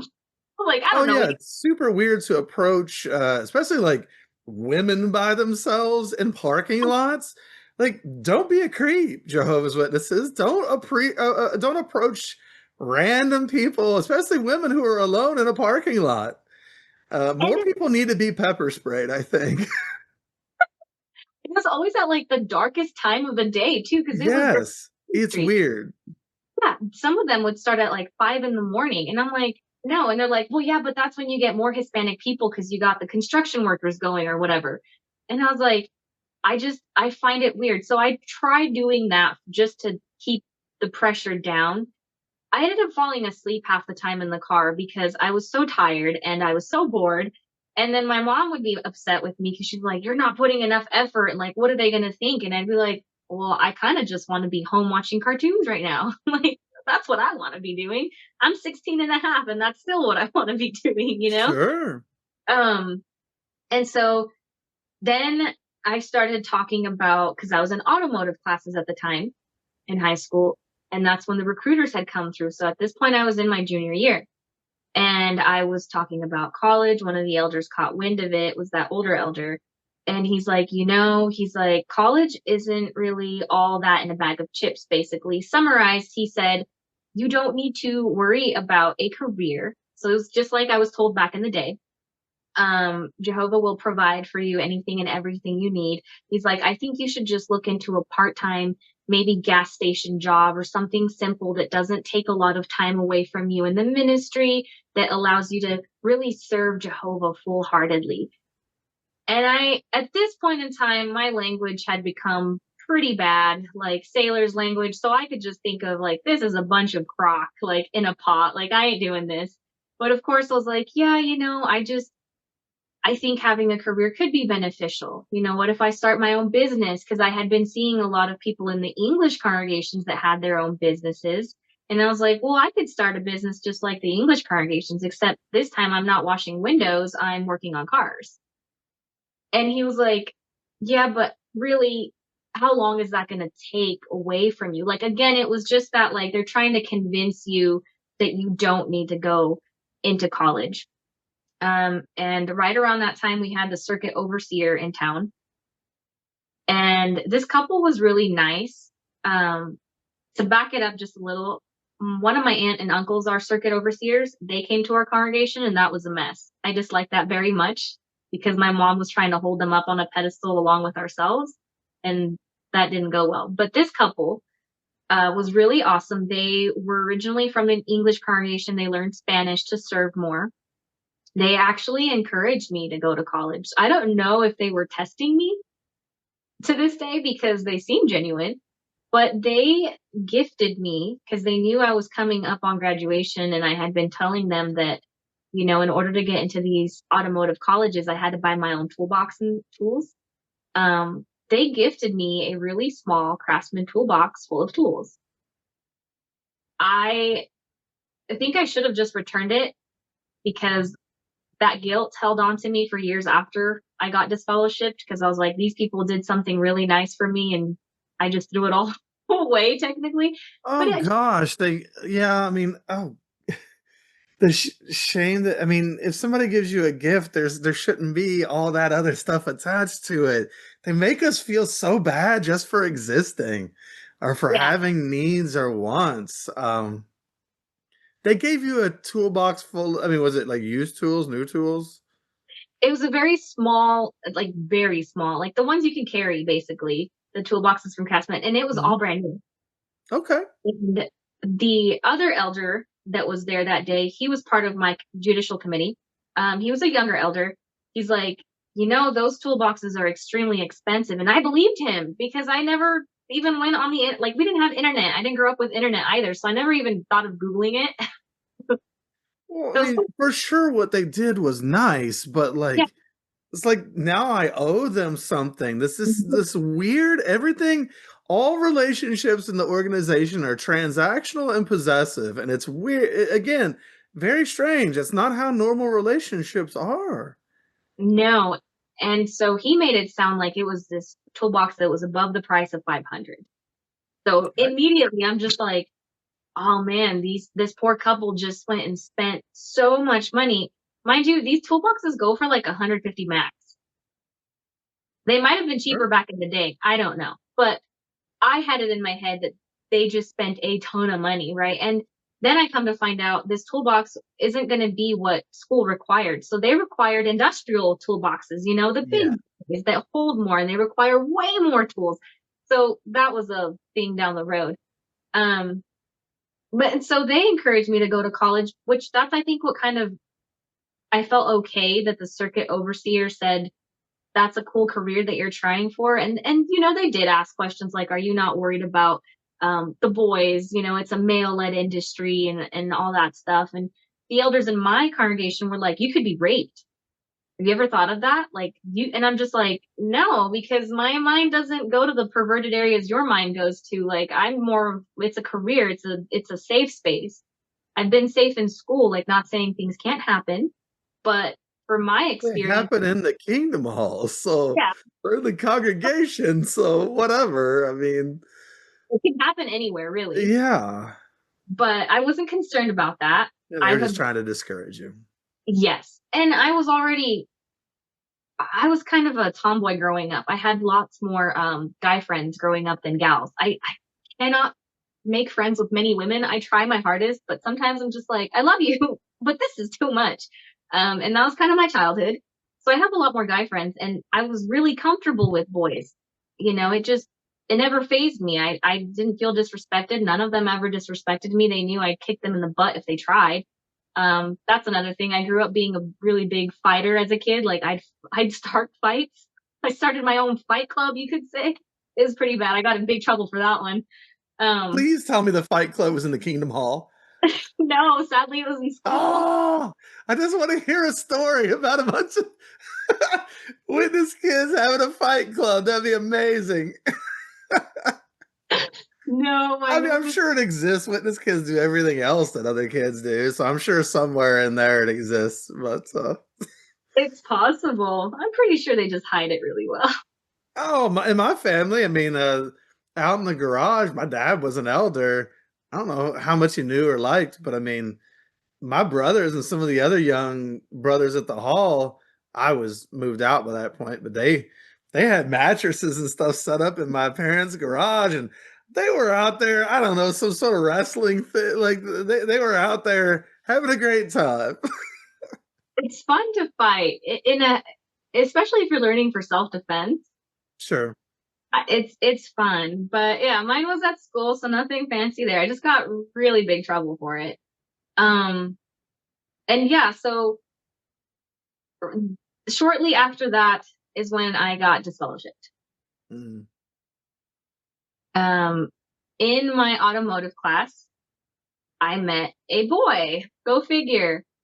And I never thought I was interested in boys until I kind of was coming closer to the end of my senior year.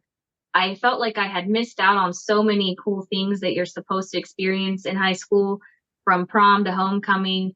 And I had grown up hearing my mom always saying, like, I hate being alone.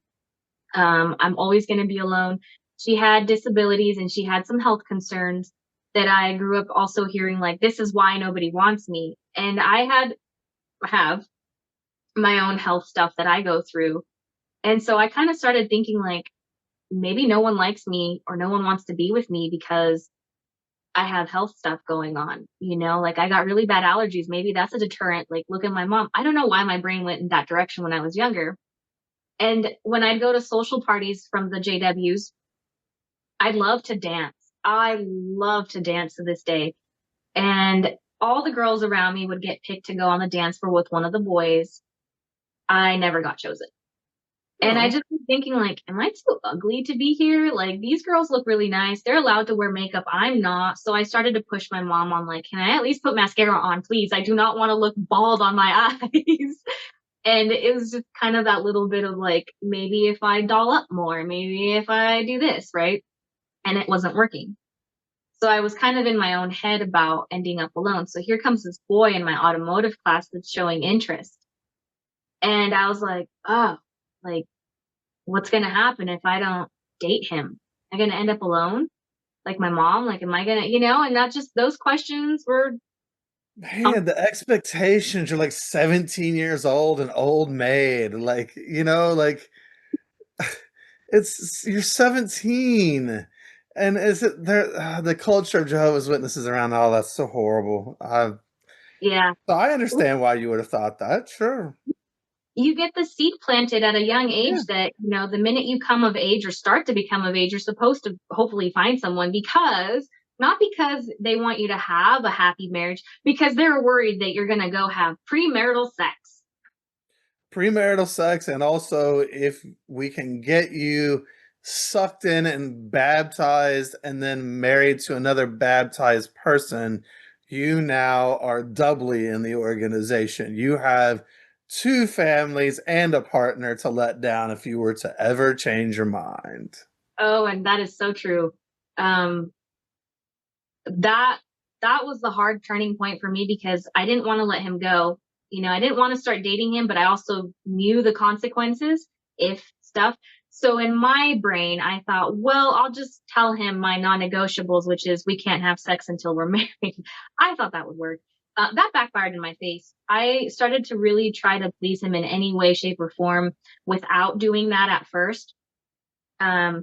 And he was very much the pressure, right? Like, hey, it would be better if we could do it and blah, blah, blah, and trying to convince me. And it felt familiar. So eventually one night I caved in.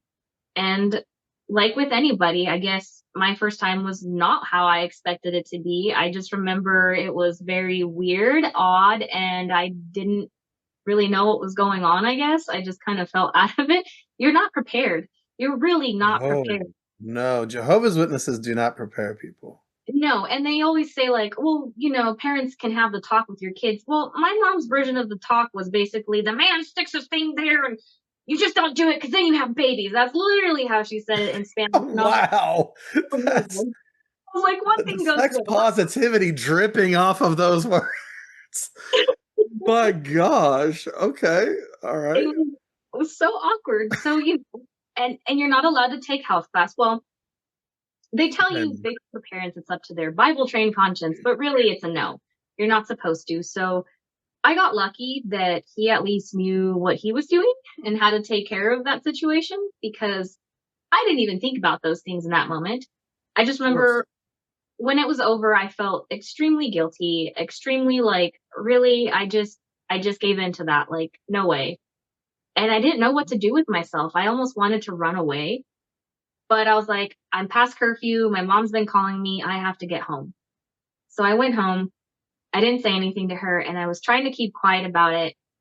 And then one of my friends who was about the same age as me had recently been reestablished for the same thing. She had a boyfriend and went out and whatever.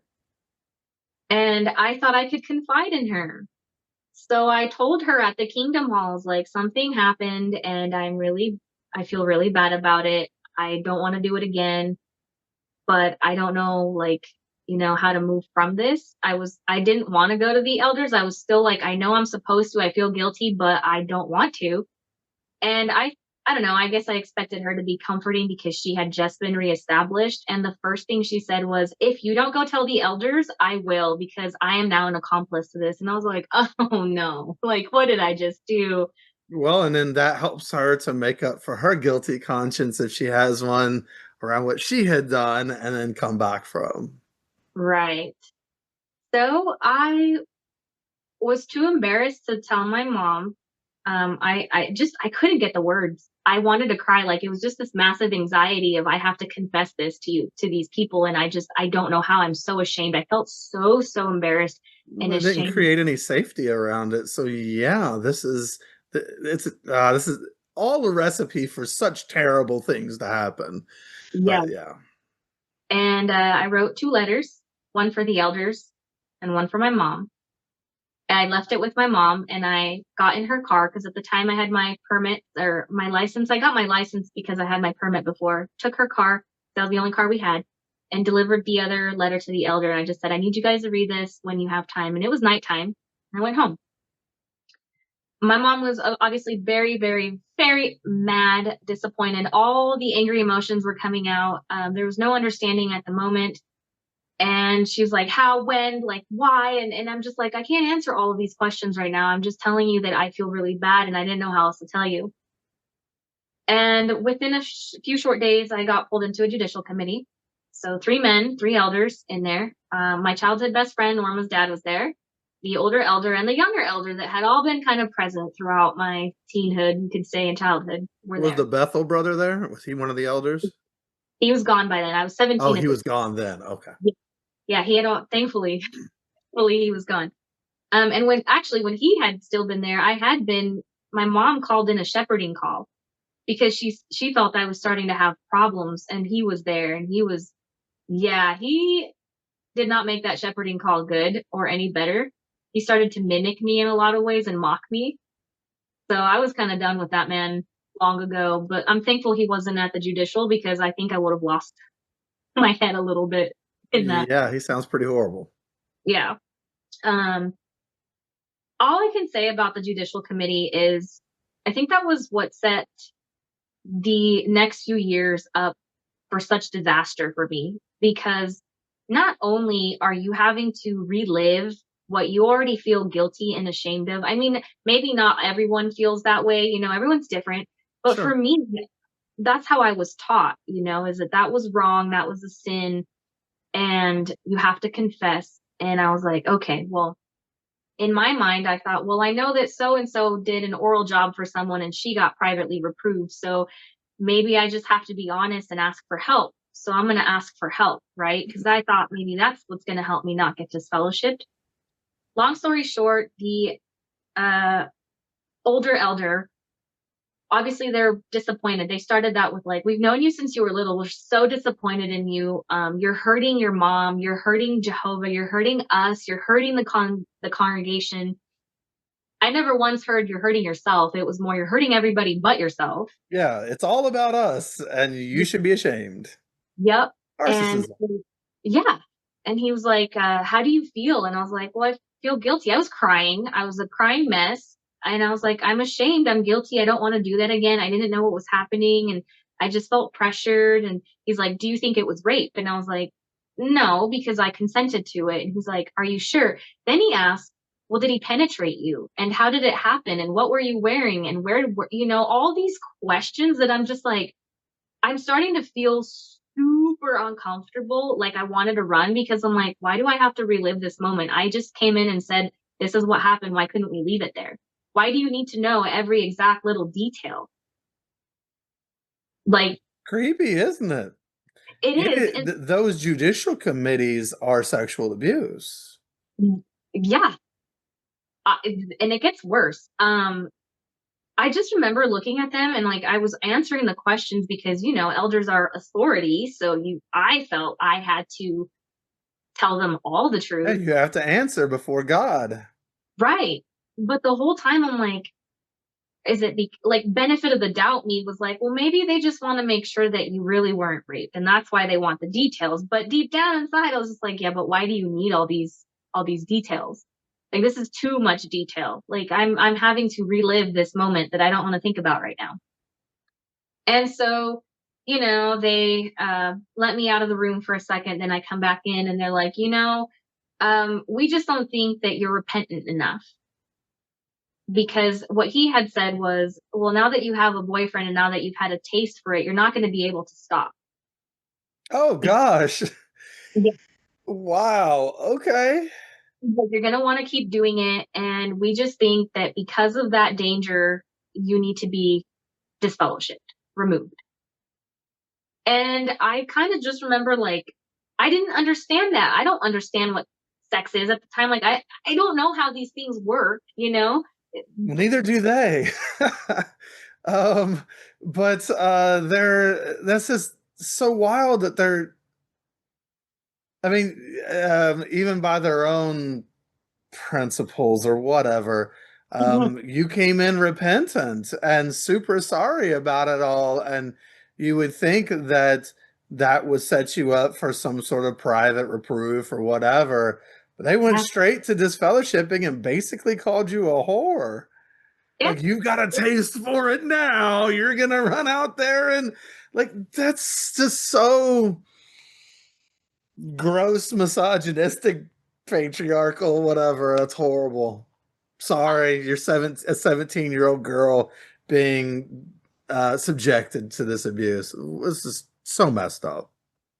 The worst part is apparently I didn't know my mom was supposed to be there. They never once asked me to have her there or if I wanted her there. They never once even told her that we were having a judicial committee.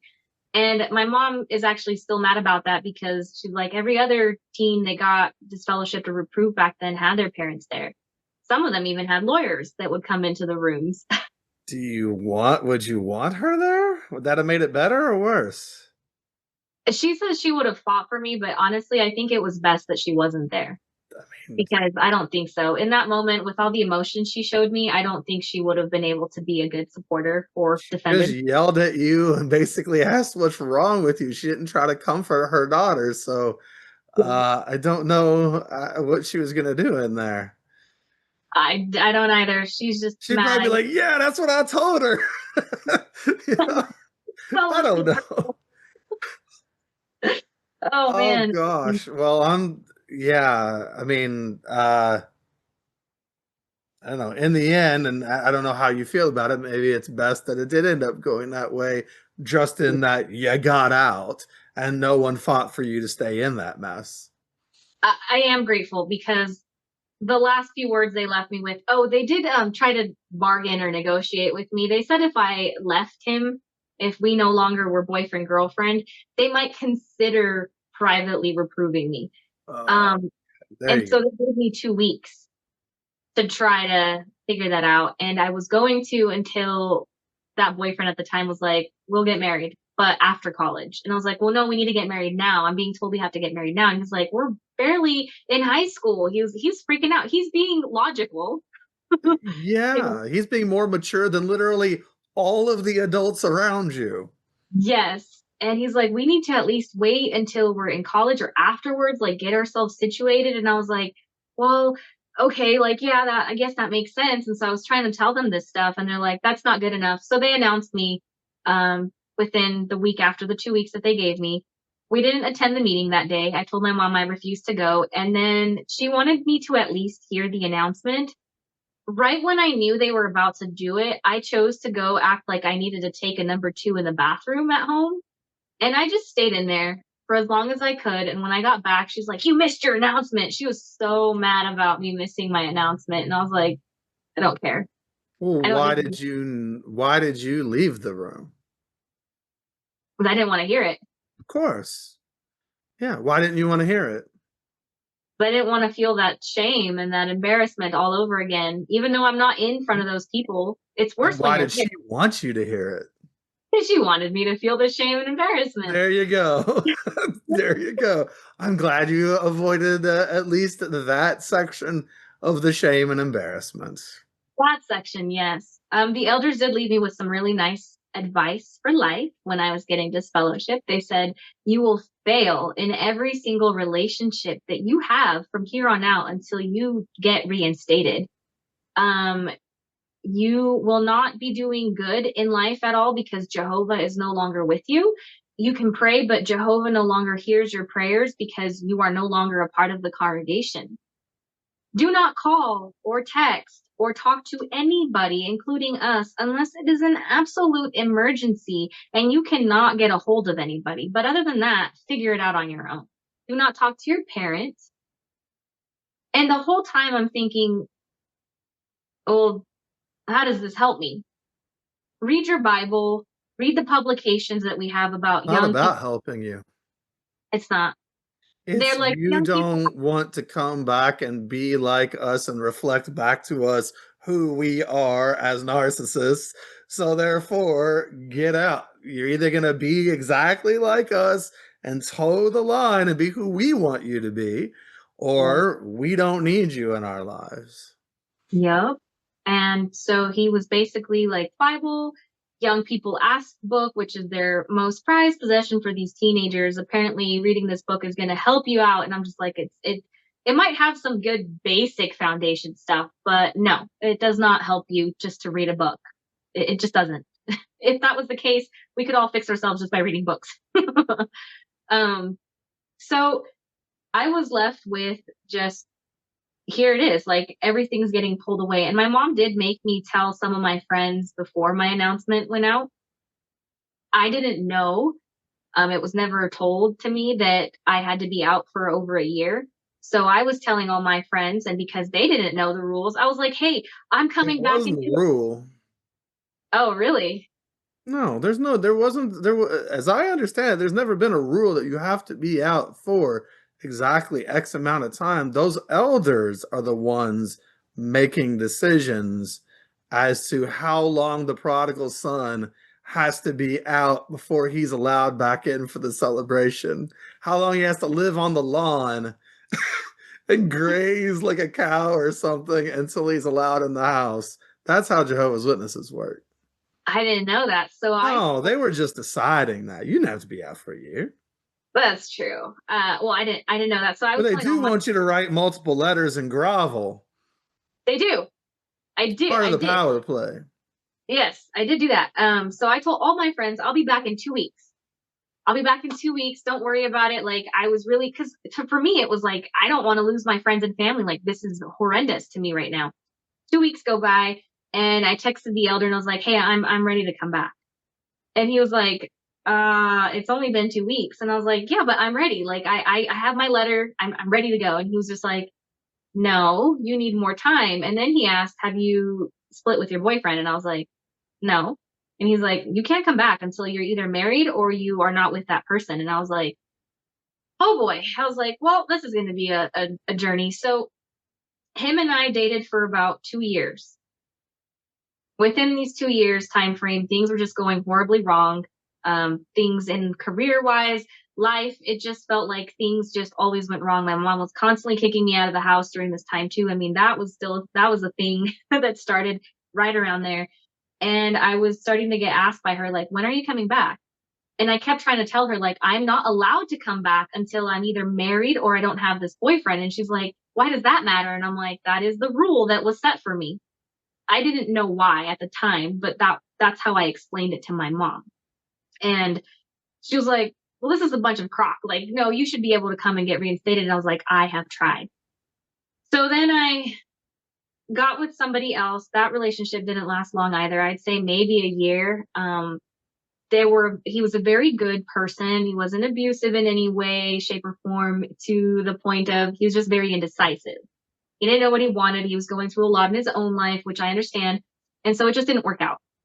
So I split from that relationship because I went like 3 months without hearing from him. And I was like, no, I'm not doing this. And then right around in that time is when I got with the last 8-year relationship that we talked about at the beginning. And it was in this time that I tried again to get reinstated. I lied. I told my mom and some of my family members that were kind of communicating with me that I had gotten married, even though the struggle of that relationship was the opposite. And I thought that maybe that would help gain them back in somewhat way. My grandma shunned me for a few years at the beginning, but she stayed kind of in my life in a way from a distance. She will go out to eat with me with no shame, though. I can say that. Maybe it's because we're in a different state, but she doesn't care. She's like, pick me up. We're going to go have a margarita together. And I'm like, cool. But anyways, I wrote a letter twice during that relationship, put it as best as I could, lie to them that I was married, thinking that maybe that would get me. I didn't care about the religion at that point. I just wanted my family and my friends back. I really missed it, my family and friends. After the first letter, I hit a suicide point. I wanted to not exist anymore because I was told that it still hadn't been enough time, that I didn't seem repentant enough. And then I found out, so when I first got disfellowshipped, I asked to be moved to the English congregation because I found out I understood English way better than the Spanish. And so my understanding was that they had transferred my little info card over to the English congregation. Come to find out, the English elders, they were always really nice. They also knew me from when I was little. They're like, yeah, they never transferred that card over. They won't. They keep telling us that you have to get reinstated over there. And I was like, well, I want nothing to do with that congregation or that place, nor do I understand it. I've been attending meetings over here on the occasion, and I would attend the memorial once a year in English because my grandma's wishes. So I was trying to, like, make it look like I was trying. And they said, no, you have to talk to the Spanish elders. So I got to talk to them. Again, the same committee people. And again, I was met with basically, no, you haven't been out. You're spiritually weak. You need to come to our meetings. And I was like, I don't want to go to your guys' congregation. I don't understand it. They didn't care. It was like one ear out the other. About control. You need to do what we want you to do. Correct. And so shortly after that, I just spiraled out because I had been missing my family. At this point, I had turned my back completely against God and religion and anything that had to do with it. I was so angry. And I just kept thinking, man, they were right. My life is failing. I'm a failure. I'm not good enough. I'm not worthy of anything. I'm going to be destroyed. Like, the destruction thing was such a big part of my spiral out. That fear when COVID hit, that was even worse. That was my second attempt to get reinstated after that, was after COVID, because I was like, oh, the end times are here. Like, oh my gosh, I'm still disfellowshipped. I'm still not technically married, but they think that I'm married.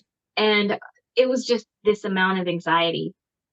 And I ended up in the ER at that time with a major panic attack. I didn't know I was having one. I didn't know I'd been having panic attacks since age 9. And a lot of it stems from all the stuff that I had been put through. And so that was the first time I heard, hey, you're just having a really bad anxiety attack. Like, you're actually okay. It just sucks to go through this. And I was like, huh? Like, no, not me, not possible. Like, I got everything under control. Like, no way. But my life has been so good my whole life. It's just, Jehovah's Witnesses try to make you, they try to gaslight you into believing you have this really good life. And at the end of the day, if that place and the things associated with it make you not want to be here anymore and make you have panic attacks all the time, then there's our sign that that thing is rotten and we don't belong there. We shouldn't be there. The sleep insomnia got worse. I wasn't sleeping, which is what had been, I was crying a lot. And my at the time, he didn't understand anything. Nobody understands these things unless you've been through it. I mean, it's just really hard to explain to a nurse, like, I've been shunned for so many years and I miss my family and I'm failing because I was told I was, and I don't feel good. Like, you just can't. Like, no, you can, but no one's going to understand you. It's hard. I work with a lot of people who've been through many, many therapists and had a hard time because no one understands. And I'm not saying that there are no therapists who can understand, but it's a very difficult. Yes. And I work with a lot of people who have therapists too, but it's very difficult to understand that environment and what it does to you internally and the messaging and such, because you would have to be able to see it all and understand it in order to explain it to them. So it's very difficult. Yeah. They offered medication. Because of how I had seen my mom struggling with medication, I refused. I still to this day refuse. I did take some, basically hydroxine. It's like a Benadryl on steroids. All it does is makes you sleep. So I do have some of that for the times where I've needed it. I'm happy to say, since I chose to go get help, since I've been working on things, since I've been deconstructing, I don't rely on that medication anymore as much. I still have my moments, but my quality of life has completely reversed itself from where it was at that point in time. Well, a lot of it is environmental. If you take a full sun plant and you plant it in the shade, it's not going to do well. Mm-mm. full sun plants that were planted in the darkness of the organization of Jehovah's Witnesses. We didn't do well in there. And many of us, self included, had a lot of anxiety issues and various things that came from that environment. So getting away Yeah, from it is a good thing. It's it has helpful. been. It is. I'm no longer dealing with weird nightmares. Like for the longest time, my nightmares were like somebody from the congregation or even a friend would be talking to me in my dream and I'd want to answer them and I couldn't. Like it was like someone was taping my mouth and I couldn't answer them. And it was such a struggle. Night And then terrors. Yeah. I struggled with those for goodness, years. And whenever I tell my mom, because at some point I tried confiding in her with that stuff, she's like, yeah, that's what happens when you're outside on the, doing sinful things and removed from the congregation. She's like, that's what happens. And I was like, hey, thanks for the pep talk. Yeah, they want to see you hurt. They want to see you do badly so that you'll come back. Yeah. And that's partially why I got into such bad relationships too, was because I wanted to prove them wrong. I wanted to prove them that I could do better, that I could do right. And I was so focused on that. Well, sure. And then as a witness, your only value is in relationship with others. You have Mhm. no intrinsic value yourself. So other people and your relationships with them define you, not you yourself. So a lot of ex-Jehovah's Witnesses struggle to be alone because being alone, A, was the punishment we were all going to be given. And B, we were taught to get our sense of self-worth and stability and such through relationships with others. So we're not taught to love ourselves, to be our own best friends, to really Mhm. understand ourselves in the one relationship that we'll always have throughout our life. We're just not up to fail. It's a self-fulfilling prophecy. Teach you nothing and abuse you, throw you out into the wild, watch you struggle, and then you're going to come back. Well, of course you are, because you were set up to fail. Like most people's parents, well, healthy people's parents are trying to teach them how to live in this world and how to understand and relate to others and be social. And our parents are like, hey, we'll just withhold everything good from you and then laugh at you when it doesn't go well and hope you come back. That's Yeah, terrible. That's the abdication of what it is to be a parent. It's so horrible. it is. Um, Really just shunning has been was, Mhm. because like I said at the beginning, it doesn't hold so much power over me now, but it did back then. And I don't think if any of my family or friends ever find this video, they'll never understand what it's like unless you've gone through it. And everybody's disfellowshipping situation is so different. And it really does depend on the congregation elders. If you Mhm. get some nice ones, that might be a little bit better. But I just seem to get stuck with ones that had such high expectations and no understanding. And you kind of see that even with any of them, any of the JWs, when you tell them like I'm just not ready, or you try to explain your thought process, it does not compute because they're so conditioned that it has to be this way, and why wouldn't it be this way? If you'd like some extra content, if you'd like to learn more about our guests today, maybe even have an opportunity to connect further with them, you can do so by joining the back room tier at patreon.com/shunned. Well, they don't know how to take perspectives from other people. They're taught that if you have the truth, then you're never going to listen to anybody and anything else, right? It's really Right. a lazy exercise intellectually to say, I have the truth, so therefore I no longer have to look for anything else. And if you're Mhm. lucky enough to be born into it, you as a child know more than 8 billion people in this world. You know it all. How lucky you are. But Right. it's intellectually and emotionally kind of lazy. Yeah. You're really not prepared, truly prepared for anything when you're a Jehovah's Witness. Um, Debunking and deconstructing has come basically,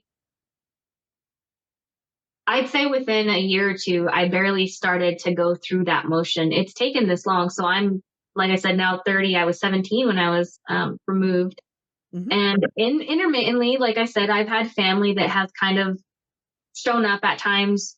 But realistically, the only times that they've really ever been in my life have been when I've gone to pick up my grandma from one of their houses. And you can tell it's the forced fake smile. I have to open the door because you're here for grandma. And it's not fun. I did want to mention a really quick story of kind of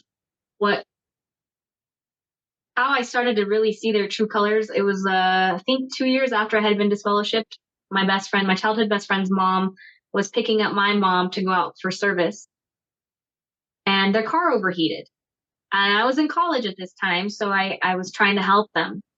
And I told my mom, I was like, well, let me see if I have some extra universal coolant in the storage unit, and I can help you guys get back on the way. I was like, I really just, I wasn't going to stand in their way to do what they wanted. You know, I don't have to disrespect them and be that way.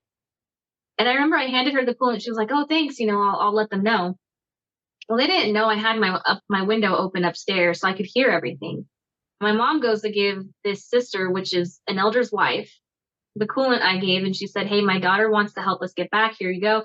And she basically shoved it back into my mom's arms and said, I don't want her help. She is disfellowshipped. We don't want demon coolant. Yep. Cooties. Yep. It's pathetic, isn't it? It is. And I just remember, sorry, go ahead. Oh, I was going to say, the two kids that I took home in an ice storm, I took them home, these JW kids, because an exjw who knew their family told me they were stranded and knew that where I live from the podcast. And so I picked up these kids. I took them back to their JW parents who wouldn't get off their own ass to get the kids.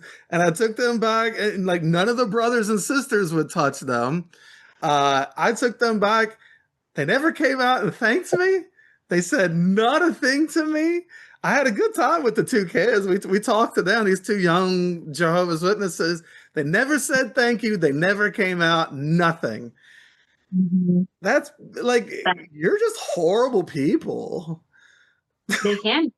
Yeah. Yeah. You can't that's just being awful. Yeah. You did the right thing. And I thought that I was doing the right thing as well. Yeah. And to turn away your coolants. Yeah. I know somebody whose porta potty was turned away on a construction site. He's been on the podcast, and I think he had one set up and the witnesses wouldn't use it because it was his porta potty. His porta potty got shunned. Your coolant got shunned. This is what, grow up. What are you doing? You all are adults. They don't act like it. And that's kind of my experience throughout those years was anytime I'd run into them at the grocery store, anything like that, it was, oh my gosh. And they'd totally turn the other way. They'd make these eyes. Some of them would roll their eyes. Some of them would look down on me like I was disease or trash. And I was just like, did we all forget I'm still a human being with feelings? Why can't you just do a nice smile and be on your way? You don't have to. Obviously, things have changed now with you can now say hi to people, which I think is totally bonkers. But that was my whole experience, which is what contributed to me feeling like complete crap. And it was because they're like, well, that's what's going to help you come back. And it's like, you guys don't know what I struggled through. I tried to come back a long time ago. So if my family or friends ever watch this, I want them to know, I did try, but there were so many rules and regulations that you have to go through and time frames that they put on you that you don't. And also, how the heck do you help somebody who is sinning or has an addiction by shunning them? There is no. And how do we get, I mean, that how does that help? You remove their support system, you detach from them, but here you are, I just want you to know, I tried. Where did they try? Where are they trying to be family to you? Jehovah's Witnesses detach in the end because they were never attached in the first place. That's why it's so easy for them to cut people, because they're taught not to attach, because everyone's a threat, right? Even your own kids. Yeah. And it's so sad because I'm like, I grew up hearing family's supposed to be there for you. Family is blood. You're supposed to fight. That's not the truth. When you get not in the truth. No, you learn who your real family is. I do have family that has either been disfellowshipped or just never baptized, they are the most kindest, most fun, loving human beings that I have in my life. And we're not as close as I wish we could be because I was held back from them growing up. Yep. But I'm making my steps in that direction with them because they're just such wonderful people. Like, same with my friends. I have some amazing, wonderful, kind individuals in my life that I really, truly think have been sent at times because of the situation I've been in for so long. But it's the example I like to give is like someone going through addiction. If you just shun someone going through a highly addiction, I'm not talking like a short-term addiction, I'm talking like someone deeply embedded. Do you just shun them, or do you just shove a book in their face and be like, read this will cure you? No, there's rehab programs, there's support systems that you need. And if maybe that person isn't truly taking the steps necessary, people on the other side, on the support side, can also learn how to deal with them or what boundaries to put, healthy ways of both sides being able to come together to hopefully get them back from addiction, because it's nasty. So I always like to tell people, like, how do you think shunning helps someone in that way? It doesn't, because you're left with nothing, no support system, just books, a book and another book and another book to read. And you can sit there and tell yourself that you're going to meditate on it and you're going to figure it out. But at the end of the day, the elders have already made the decision whether they're disfellowshipping you or not. And it's up to them, essentially, to reinstate you. You could go above and beyond. You could freaking clean their feet, wash their feet, and all the other things that they want you to do, and they won't reinstate you.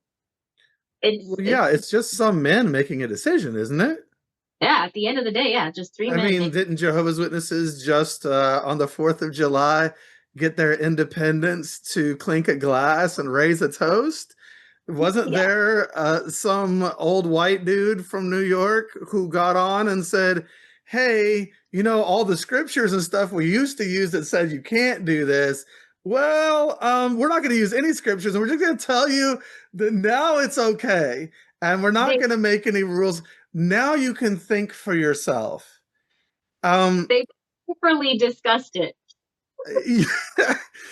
If a man can give you back your thinking ability, that means he took your freedom and thinking ability to begin with. Y'all are just slaves to some dudes. That's all it is. It's their interpretation. They even say they're not inspired by God or whatever. Like, that's in their own publications. Yeah. So like, why are you listening to them? They're no different than you.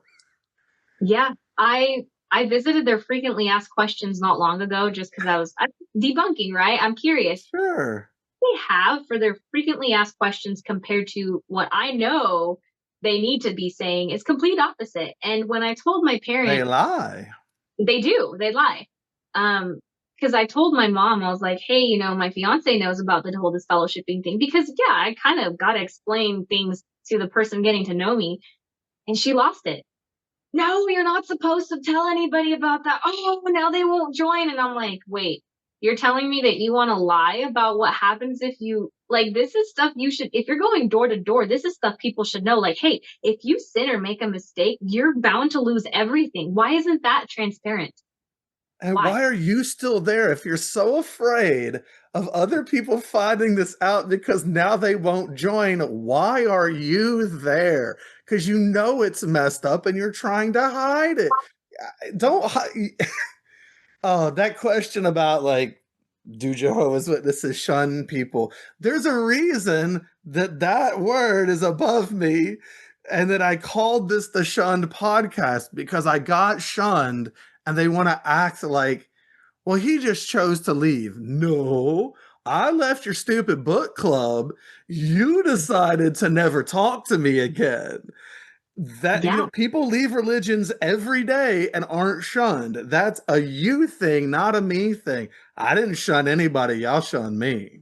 That's an act. That's a frequently asked question, is, can someone leave the organization? Does someone have to get baptized? And they make it sound like you have a choice, like, oh, if they leave, it's fine. But normal family relations remain. Is that true, Ezzi? No, it is not. You do not. They're liars. They are. when I started to see this stuff, this is kind of what started getting me on my deconstruction journey, because I was like, no, like I started to feel so angry because I'm like, this is a lie. And then I watched the CSA cases and the shunning or the disfellowshipping Norway. Can't remember what that was called, that court case. And I'm watching them lie against the court. And I'm like, this is no, like, you guys are going in front of the court cases and lying. Like, I am a product of being shunned, and I can tell you it has been a nightmare of a journey, and it is not as simple as just getting reinstated and you're done. There's all these hoops you've got to jump through. There's all this bull crap in the midst of it that you have to try to do and people please, and it is horrible. And they're up there just saying like, oh, they have a choice. They can leave the religion. Like, yeah, normal family stuff is normal. They still get to talk to their family. No, because if that was the case, then my family would be contacting me every month going, hey, how are you doing? How's life going? I'm just concerned about your well-being. Instead, anytime they see me there, the first thing out of their mouth is, when are you coming back? And I'm like, really? No, how are you doing? Something like, what's your favorite thing to be doing right now? Like, are you excited? Nothing. It's, when are you coming back? And I almost want to answer with a sassy comment of, and when are you leaving? Yeah. Well, yeah, that's fair. I did the back room bonus with you, those 5 questions we talked about before the interview for the Patreon subscribers. I bet those strangers are gonna know more about you in that conversation that was about 20 minutes long than some of your family knows about you. And I agree with that is that. wild. That is wild.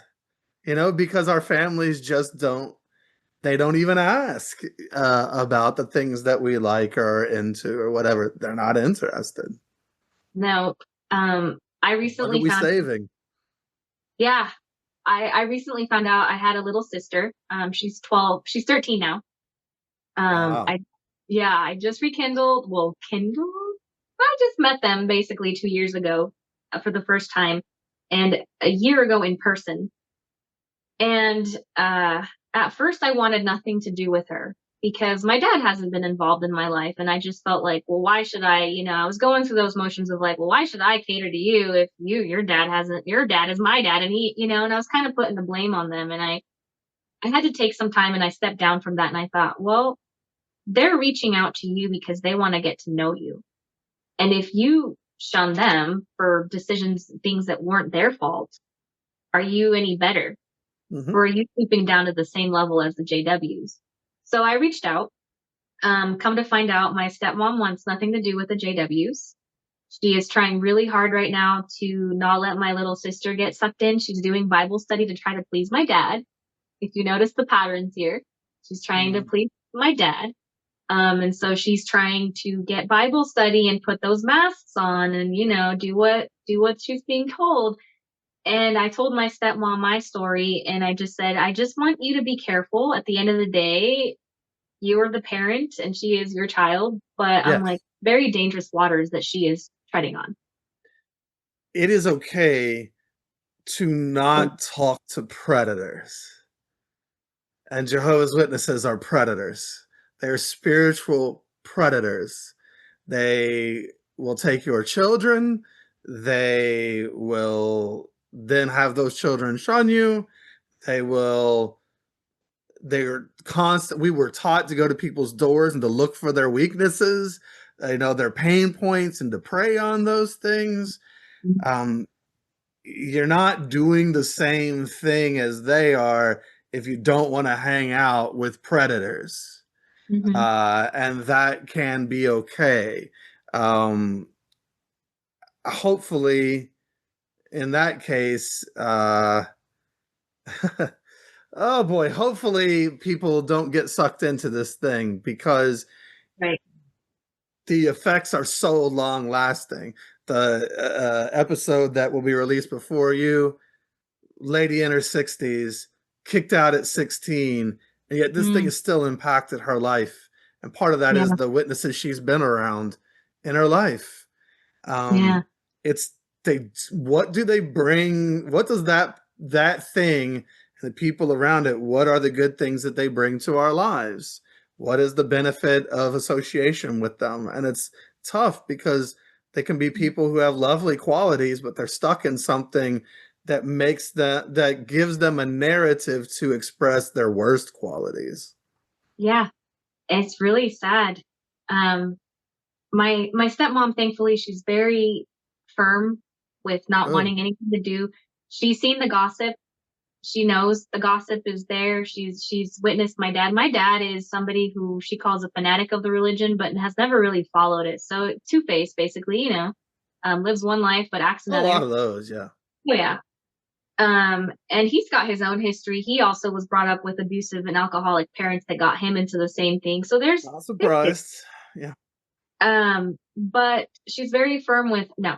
She's like, I will not convert. I will not go there. And I was like, I'm glad, because I too dealt with gossip. And that's the other thing about being shunned is the stories that people tell about you without even knowing you or twisting it. And then it just out here, it's such a small valley that I just feel like mine spread like wildfire. And at one point, my mom came home, I remember, and she just slapped me across the face and said, "You're pregnant?" And I'm like, "I'm pregnant?" Like, that's news to me. Like, I didn't know that. I'm like, when did this happen? And she's like, "Stop being smart with me." And I was like, well, why don't we go to the store and get a couple pregnancy tests? I was like, because I didn't know this was a thing for me. So I took the tests and it came out negative. And she starts crying and apologizing and saying, "I'm so sorry." She's like, they said that you were pregnant. And I said, "Who's they?" She's like, "I can't tell you." I'm like, "Why can't you tell me who told you these things, but you can go around talking about whatever you want?" Because she would talk about me in a way. Yeah, but also, I mean, she came in and slapped you and accused you of something without even having a conversation. What are we doing here? What That what are we doing? This is not a gosh. That's really sad. I'm and then you have to pee on a stick to prove or something. Like no, I'm not peeing on a stick. I'm not. You slapped me. I'm not talking to you at all. What are you doing? And just blindly following, right? yeah, Right? Blindly following the things that these people say. I bet she does more. I bet they do more research. Was yesterday was like Prime Day, I think. I bet they did more research on Prime Day on the products they bought on Amazon than they have the religion that they give everything to, including their children. yeah, that's the truth. Speaking about researching and this topic kind of there's been a lot of, I mean, growing up there was, or being disfellowshipped, there were so many situations like that where she'd come home and either smack me or yell at me and just go off the handles because someone said, like, there was a Halloween accusation at one point. I was like, okay, well, I was out on Halloween, but I wasn't in that town on Halloween, and that was not me on Halloween. Like, I was actually that's not me. And if you were, you don't deserve to be hit. That but it just kind of was those kinds of accusations. And then I never really finished up on that sister that worked at her office.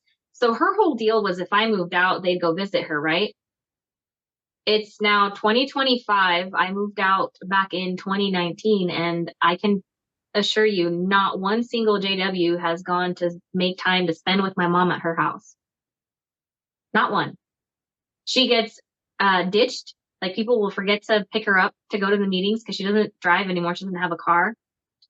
They don't check in on her. Granted, I know my mom has her mental health and maybe she's kind of burned bridges is what I'm thinking. That's possible. But regardless, they always teach that you're supposed to help your fellow brothers and sisters and that you're supposed to turn the other cheek and forgive. And I'm like, why isn't any of this happening if she has done something? And why aren't you guys putting more of an effort to help her? Because now she's starting to feel discouraged. She told me she doesn't really feel like doing things. Good. I hope she's hella discouraged. I hope that she sees through this thing. Please be discouraged to understand that this is not a good thing for you. You know, take it. I hope, because honestly, it is the way they treat people a lot of times. I thank Mhm. all the people who never came and saw me for the year I was out. Or that Jenny and I had 2 stints of about a year each where no one ever checked to see if we were alive or dead. Cool. At the time, it sucked and I hated it and I felt really bad. But you know Okay. what? You showed me who you were, and I finally started to listen and believe it and to see that that thing wasn't true. So I hope she gets discouraged. I hope she gets incredibly discouraged and that she starts investigating why she feels so bad here. The sad part is I do want her to get out of it. I mean, I want that for all my friends and family, you know, but at Yeah. the same time, I know that I can't push them in any way because I don't want to be like them. But I also know how hard of a journey it has been, even just deconstructing. I mean, Well, so I sure. What's wrong with things being hard, though? right. Isn't it hard to be in there? It's a lot harder to be in there, in my opinion. Yeah, it's very hard to be in there. So, yeah, it's hard on the outside, too. You got to choose your hard, but at least one has benefits. Yeah. The other doesn't even have anything. Yeah. Um, so on the Googling thing, right? So I had that childhood, or not childhood, the best friend I had when I was little, because there's two. The one that got baptized really early. We'll Hmm. say his name was KK for now. Um, KK came to my office at my current job Hmm. once the rules were, you know, like now you can say hi to a shunned person. You can go and remind them that you can come to the meetings. Now, you're only supposed to say hi in the 4 walls of the Kingdom Hall. That's the rule that was announced. And then now You're this supposed to say hi. See, witnesses don't follow their own rules. The rule was you're only supposed to say hi inside the 4 walls. And then you can also, if someone comes, otherwise you can reach out and invite to a meeting. But that's like it. It's supposed to be quick invitation. And then if they show up, you can say a brief greeting to them. mm, she showed up with flowers, harmonica, and a card. Wow. I was totally caught off guard because number one, I'm working, I'm in the middle of work. And two, how the heck did you find me? Because my mom had been asking, Creepy. yeah, she had been asking. So my mom had been asking me weeks leading up to that, like, can KK have your phone number? And I said, no. I said, my phone number, my information is not available to any of those people. They're not in my life and they will have to respect my privacy. Also, I am none of their business. So, no, Boundaries. Good for you. right. And she was like, okay. Well, she never got my number. She Googled me because when she was in my office, she's like, hi. And she's acting so nervous. And I'm like, good Lord, you're not going to die from a deadly disease by talking to me. I can promise you that. And she's like, oh, is this your office? And I was like, yes. And she's like, oh, it's nice. Mind you, I have anime stuff up on my walls. I don't care. Like, it's nothing bad. It's just Dragon Ball Z stuff and some Star Wars stuff. Like, it wasn't bad, you know, but she's like eyeballing it hardcore and like she's acting like it's the most uncomfortable thing.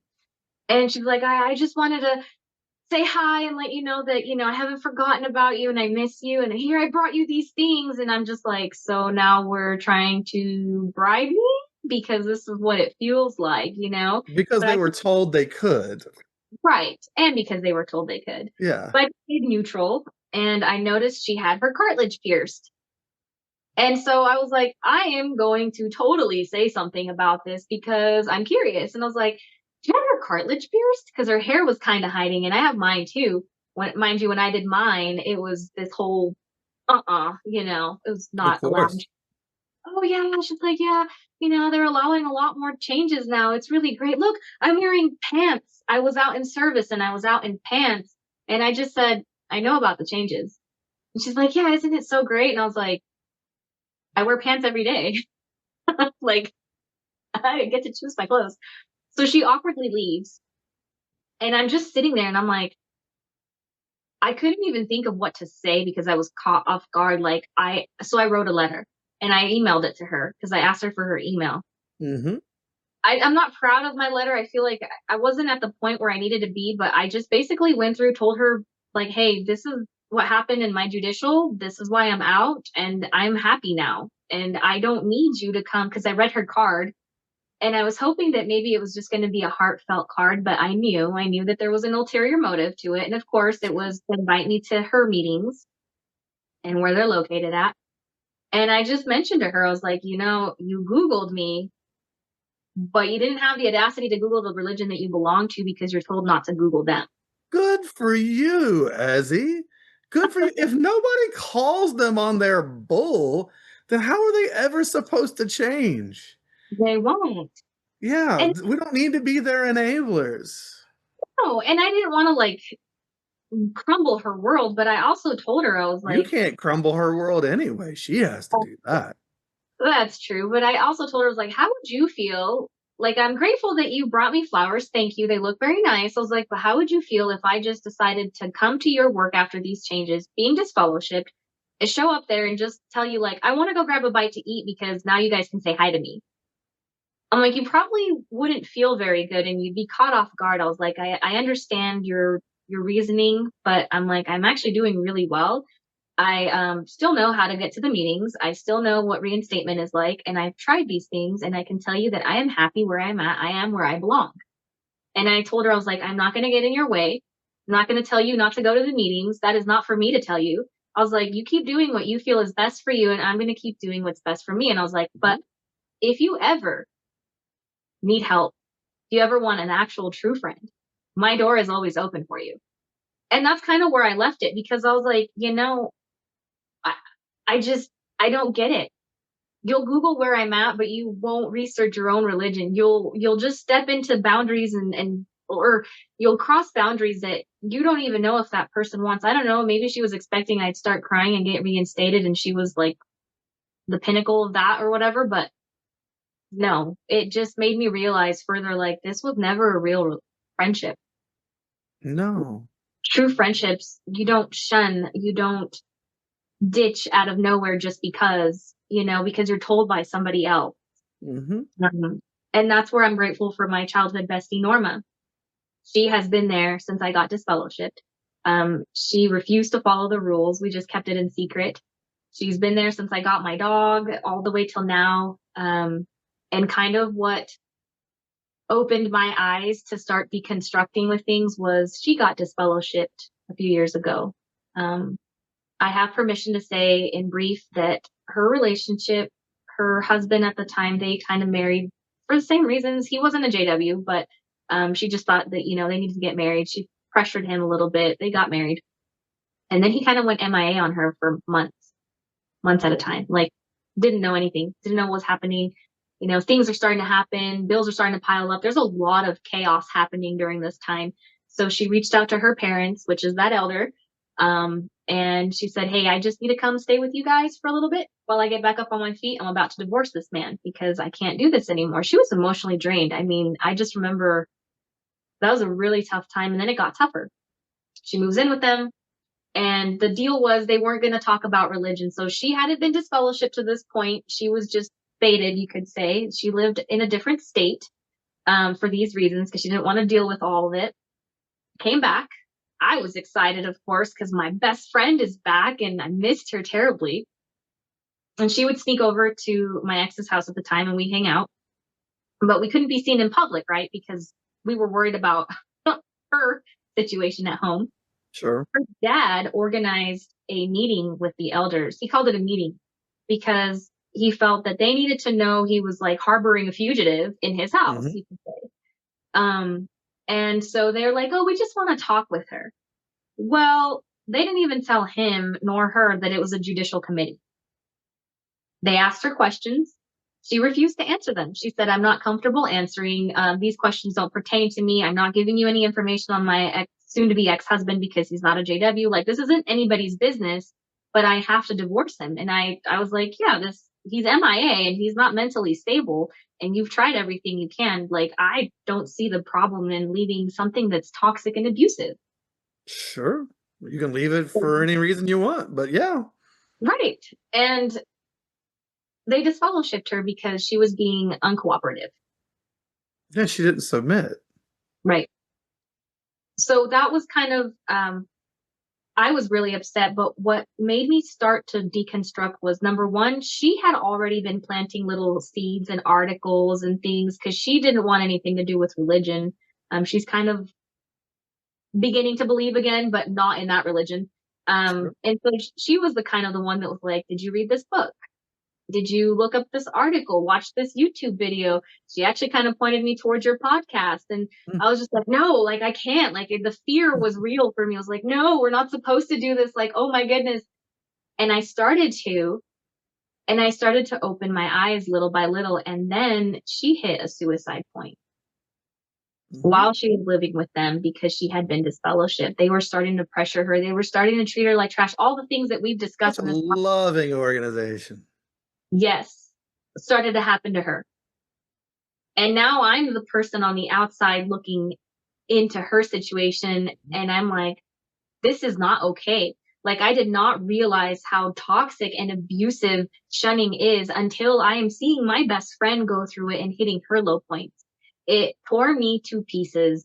And I hated and felt so defenseless because every ounce of me wanted to go to her parents' house and tell them, like, how can you guys shun your own daughter? She's a good person. She's trying her hardest.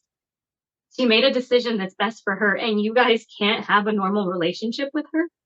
So now you're pressuring her, and she's feeling so low, and you're not even seeing that. You're just thinking she's trying to play the victim. And she moved back to Texas. She moved. She went away because she couldn't handle it anymore.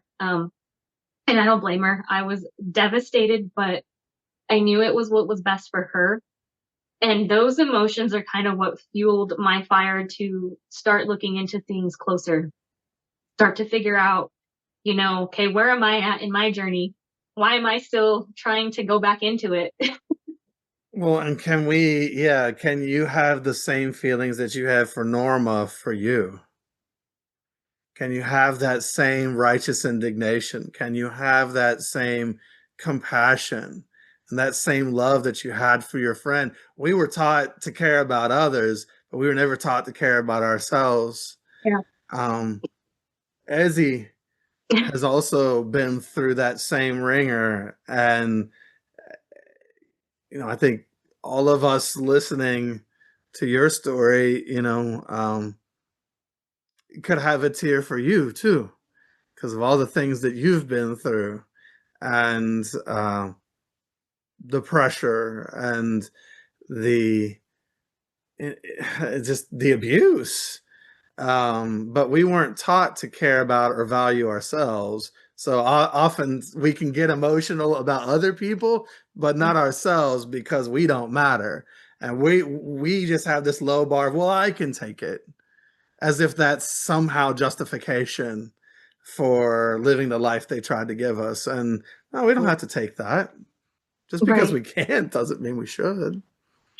It's hard having that same emotion for myself because I don't want to feel like I'm playing the victim, But at the but is it playing the victim to have? I mean, you were victimized. You're right. I think it's just otherwise it kind of gets back to that denial piece a little bit. No, we have to start to feel our feelings because it does come out in other areas of our life. You can't shove it down forever. It has real consequences, and it's getting to a point where we are stable and happy enough. I mean, first of all, they wreck our entire lives. So you got to survive before you can thrive. But once we get there, then it's time to start looking back at this stuff, not to live in it, but you're not being you would never tell someone who was raped, you're being a victim. No, that's true. Right? Why is it any different with emotional abuse? Or, well, I think you've got some physical there for certainty as well. But like, abuse is abuse, and it all creates the same internal reactions for human beings. Growing up with a mom who's basically telling you, I don't love you and I don't want you. Like, go look at any other kid out there. Go look at a 8-year-old on a playground not too much. That starts to get weird. But just go observe an 8-year-old as they like play, Right. and or a 12-year-old who became an unbaptized publisher, or a 15-year-old. Go look at a 12-year-old and a 15-year-old and observe them. That was you at that age. And like, we have to start to, sometimes we weep for the person who was in us, that part of us that endured all that stuff and that went through us. I mean, gosh, I can't imagine most of the 12-year-olds I know, or 8-year-olds or whatever, going through the garbage that I went through, you went through, so many other people. It's horrible. And connecting to that deep well of pain is part of connecting to ourselves, and not denying what parts of us went through, and giving that little 8-year-old Ezzi or whatever a chance to, give her it sounds like you do now from our backroom discussion some, but give her a chance to run and be free and play. And like, that's awesome. That's not being a victim. That's survive. It's funny that they make us feel so bad about that, and like that labeling and those terminologies. It's like saying ex-Jehovah's Witnesses are all bitter. I was recently interviewed by a student doing a study from Columbia University, and one of the things she noticed in the XJW community and on the XJW Reddit and asked me about is, what's this whole like aversion to being bitter? Like, an outsider came and can see it. And I was like, well, they told us that if you leave, you'll be a bitter apostate. So they created a prophecy by which we were all abused and would be hurt, and should rightfully, if we love ourselves, be bitter for a time. You don't have to stay there, but we should be bitter. We were all abused. And they told us that that would be the case in a way that then makes us not want to feel our feelings. They have spent that Jehovah's Witnesses are all about trying to convince you to never feel your feelings. Exactly. And part of healing is connecting to those feelings. And while I don't walk around bitter all the time for a certainty, every time I interview someone like you, Ezzi, or every time, I coach roughly 6 XJWs a day, every time I look into the eyes of a hurting mom whose kid's been taken from her by this religion or what cult or whatever, yeah, I'm kind of bitter towards it because it's abusive and hurts people. And if you're not, something's kind of wrong. You should be hurt and you should be angry that people are being abused. It's not okay. No. And that's not being the victim. That's taking your power back. And that's kind of where I've been working on the whole, I'm not letting that label of being removed or disfellowshipped rule over me. I decided that a few months ago because I was like, sure, they may not talk to me. That's on them. Yeah. At this point, that's their decision. If they're going to follow that, that's their decision. But I don't have to follow that. I don't have to shun people. I don't have to stoop to that level. I will reach out to family if I feel like I need to. But at the same time, I'll respect their boundaries, because I understand that if I want to be respected, I'm going to show the same respect back. And that's just how, in some cases, I'm trying to really respect that some of my family is so deep into it that I'm like, okay, maybe I'm not the seed that's going to wake them up. Maybe they have other people. This is some advice that was given to me here soon. Maybe there's other people in their life that might help wake them up one day. Maybe no one is going to wake them up. You have to wake yourself up. That I meant like, what's it called? Like, when like someone plants a seed, but you got to do all the work to water that seed type thing. Like, sure, but if their existence in this thing isn't enough to plant the seed, I mean, Watchtower plants the seeds. It's, are we willing and are we able to get past the cognitive dissonance to actually look at the seeds, right? You mentioned addiction earlier.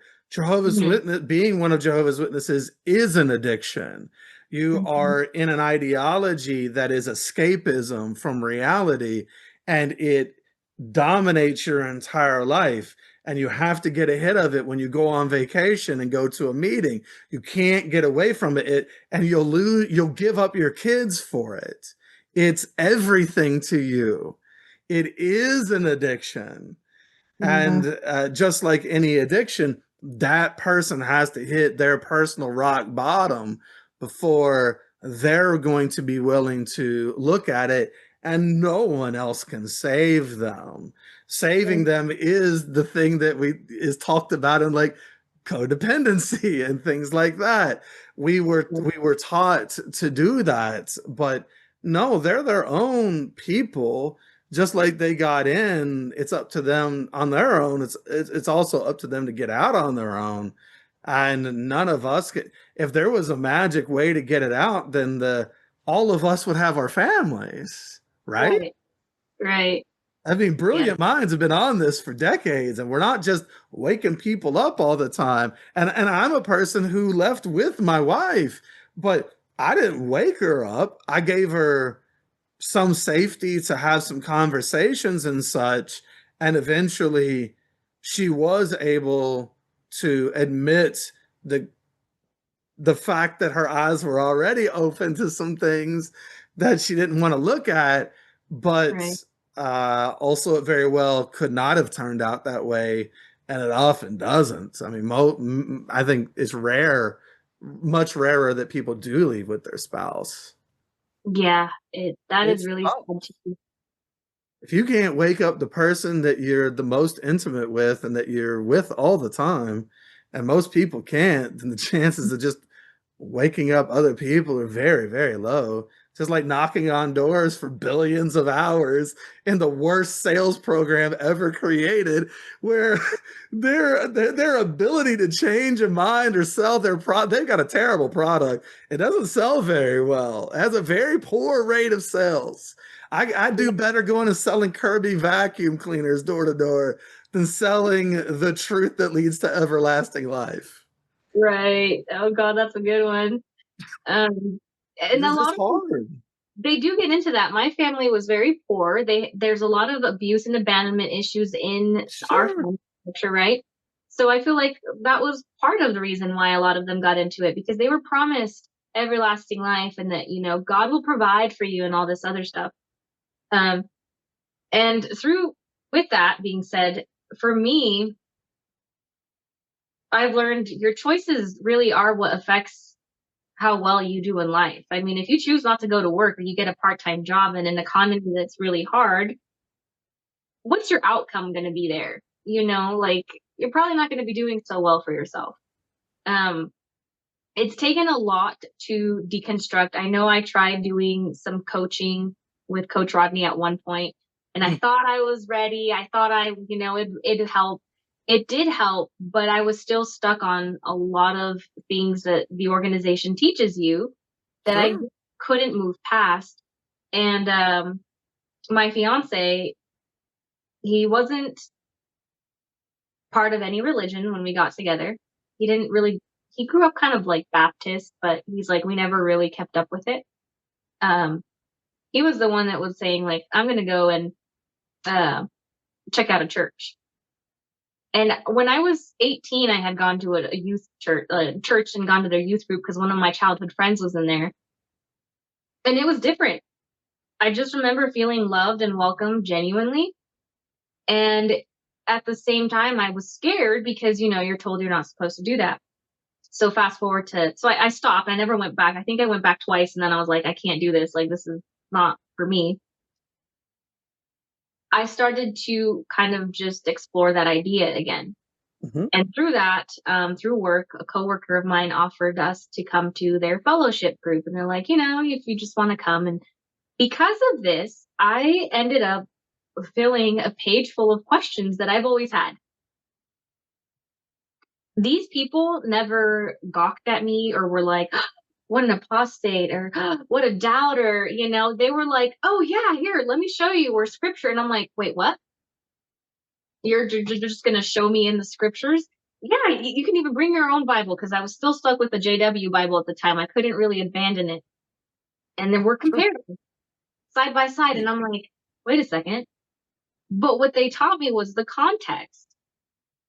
Like, sure, the JW is using this, like they pull stuff from the website to show me, but they're like, well, what's the context to that? Let's look that up. And I'm That's the like, very thing that Jehovah's Witnesses criticize other religions for and say that they don't look at the context.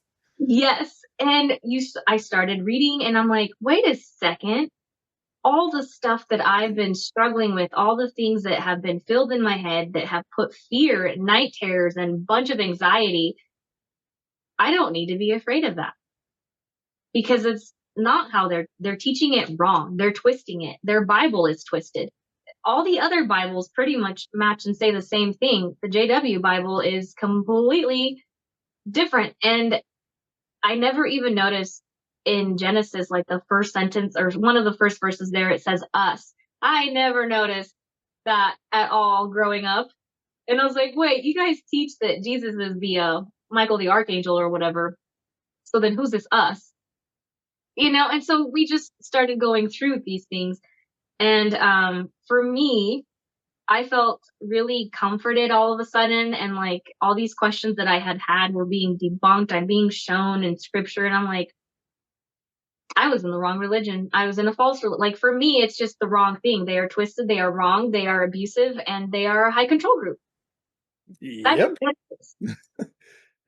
And it was kind of in those moments where I just like had an aha moment of like, I am never going back to them.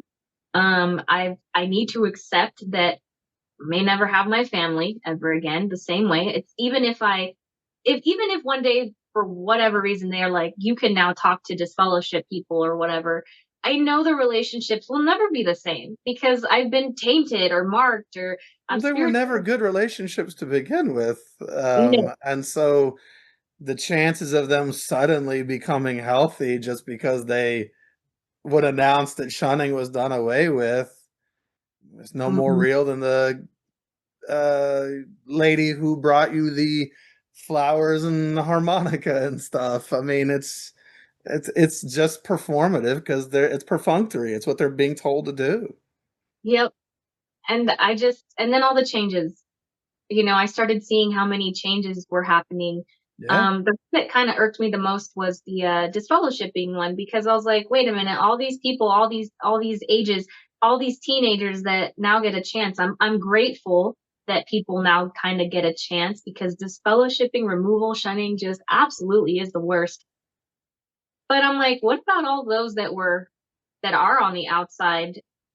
How come they don't get a chance? Like, not saying we would probably. What is the change that you're talking about specifically? The whole saying hi to us. If you're shunned, you can now say hi. Oh, the hello, the brief hello. Brief hello. And the other thing with that was that now teenagers get a chance. So they meet with the parents first, and if they're repentant, they won't get disfellowshipped. And I'm just like, why is it now? And I've asked my mom this many a times. I'm like, how come the all-knowing, powerful God that you guys talk about never saw this coming? And she Now, just Ezzi, God never changes. Jehovah never changes. Yep.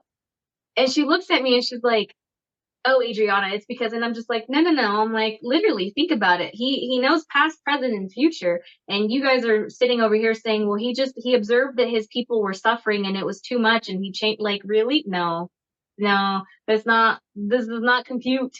But it doesn't compute to her because she's been conditioned, right? One way. So, or she doesn't want to, or she's too scared to see it for what it really is. There you go. Yeah, cognitive dissonance, that I hold one thing to be true, and here comes something else that seems to refute what I hold to be true. And I don't really want to look at it because it creates a pain inside of me, and that's the dissonance. And so I'm just going to take this new information and put it over here for a while, and hope I never look. It's the denial, right? That's again, that's part of being a Jehovah's Witness. It's part of the addiction. Yes. And so with that, I told my mom, I was like, Galatians 6:1 through I think 7, because I've been learning a lot more now. And I'm really personally, for me, this is like what I feel is best for me is learning and believing. I'm not saying that that's what everyone has to do, and everyone takes their own journeys, right? But I was like, how do you help people? Because that scripture talks about helping others. And I made the addiction example that I gave earlier.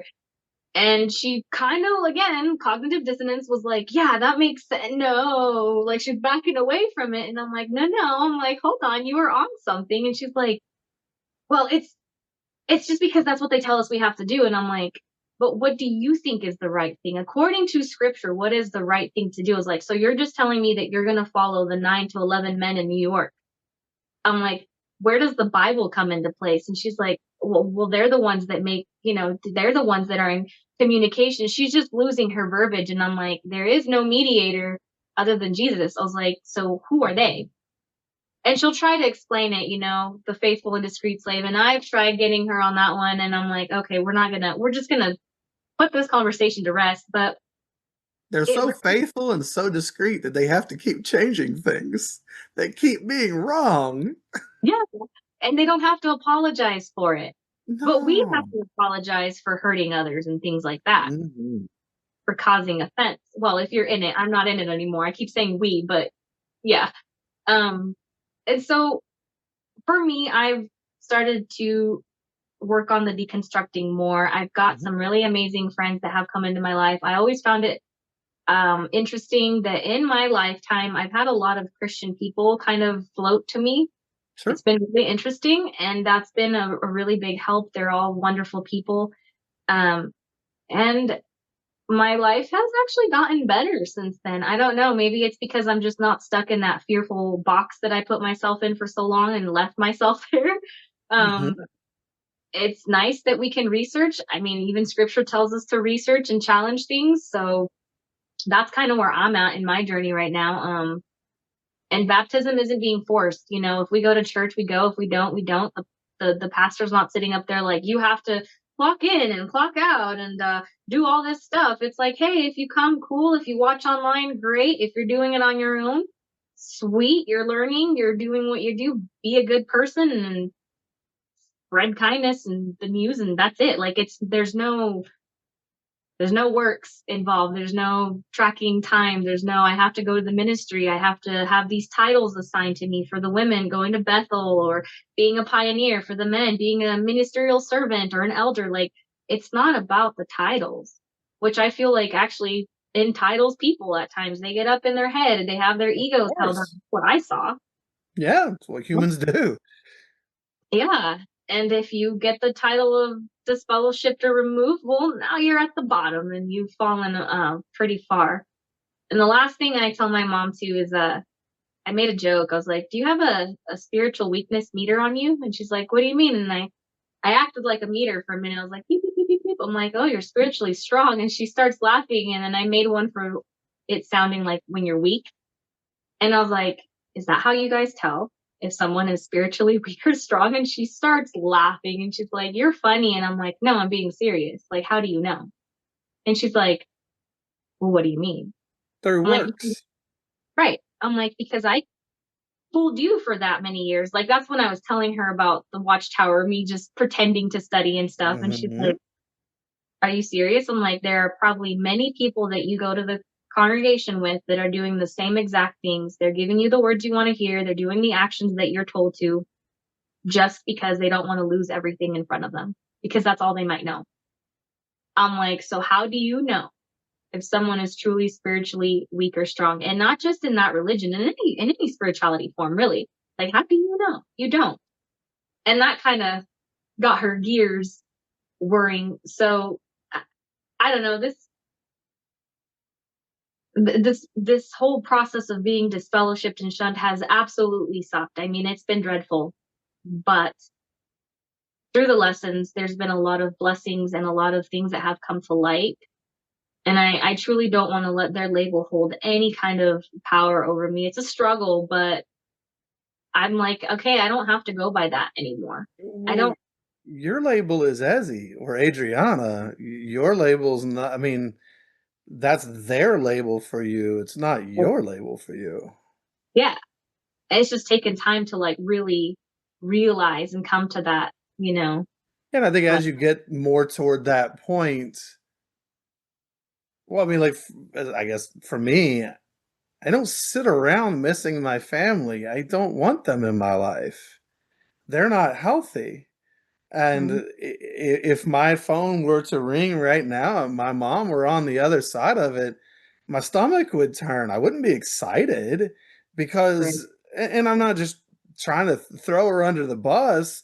I mean, again, she's a person with good qualities, but she's like, where's the evidence of the good that that relationship has caused in my life?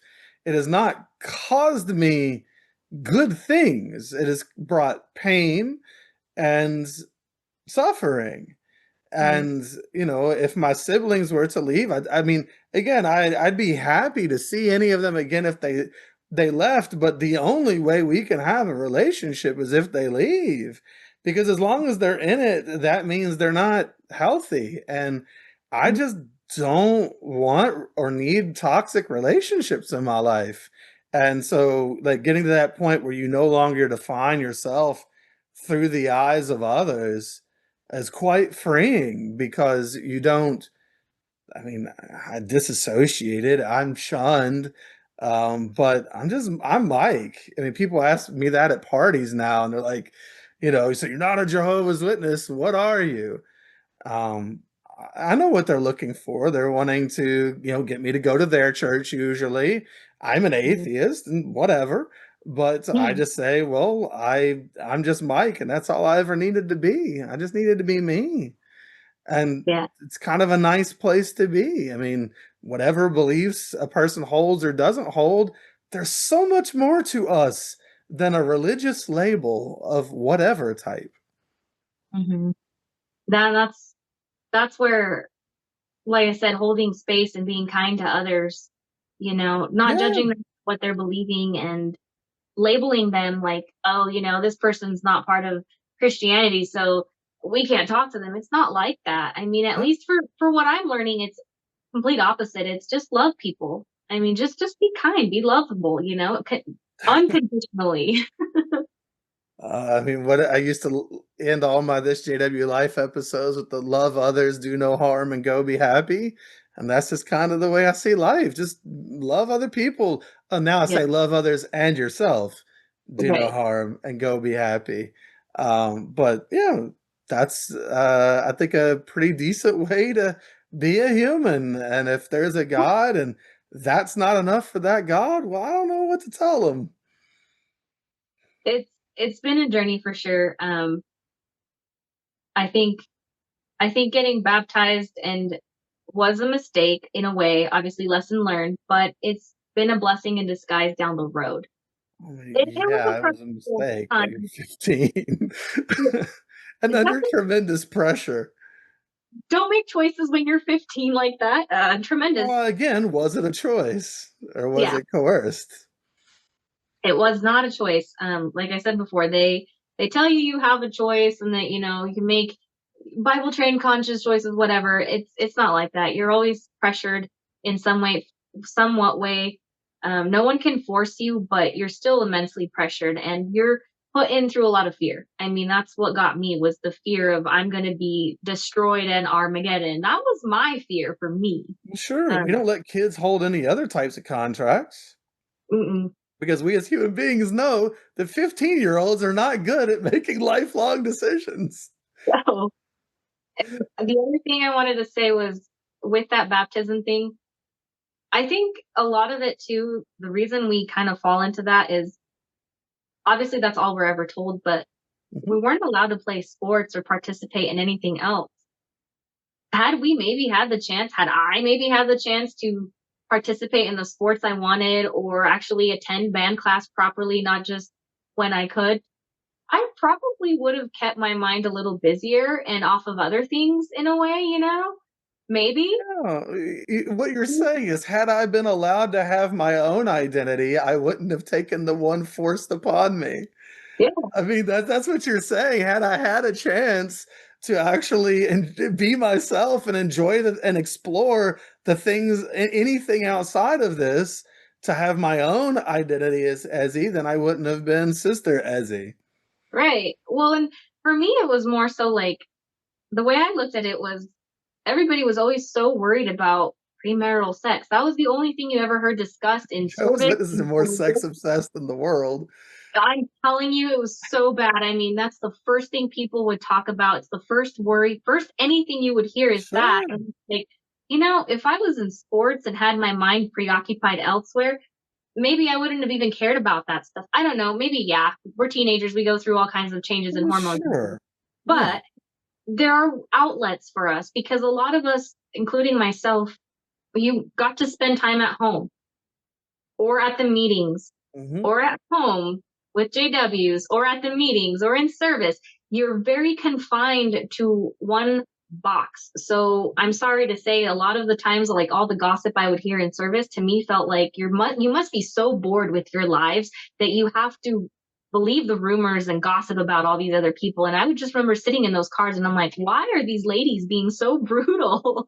Like, this is totally unscriptural, but okay. Because And they again, have no identity and they're trying to get it through other people. exactly. It's because you're not allowed to do anything. I mean, I don't see problem with sports. Okay, you get a little competitive. Guess what? People were getting competitive with Pioneer Hours. Sure. What's wrong with being competitive or caring or trying?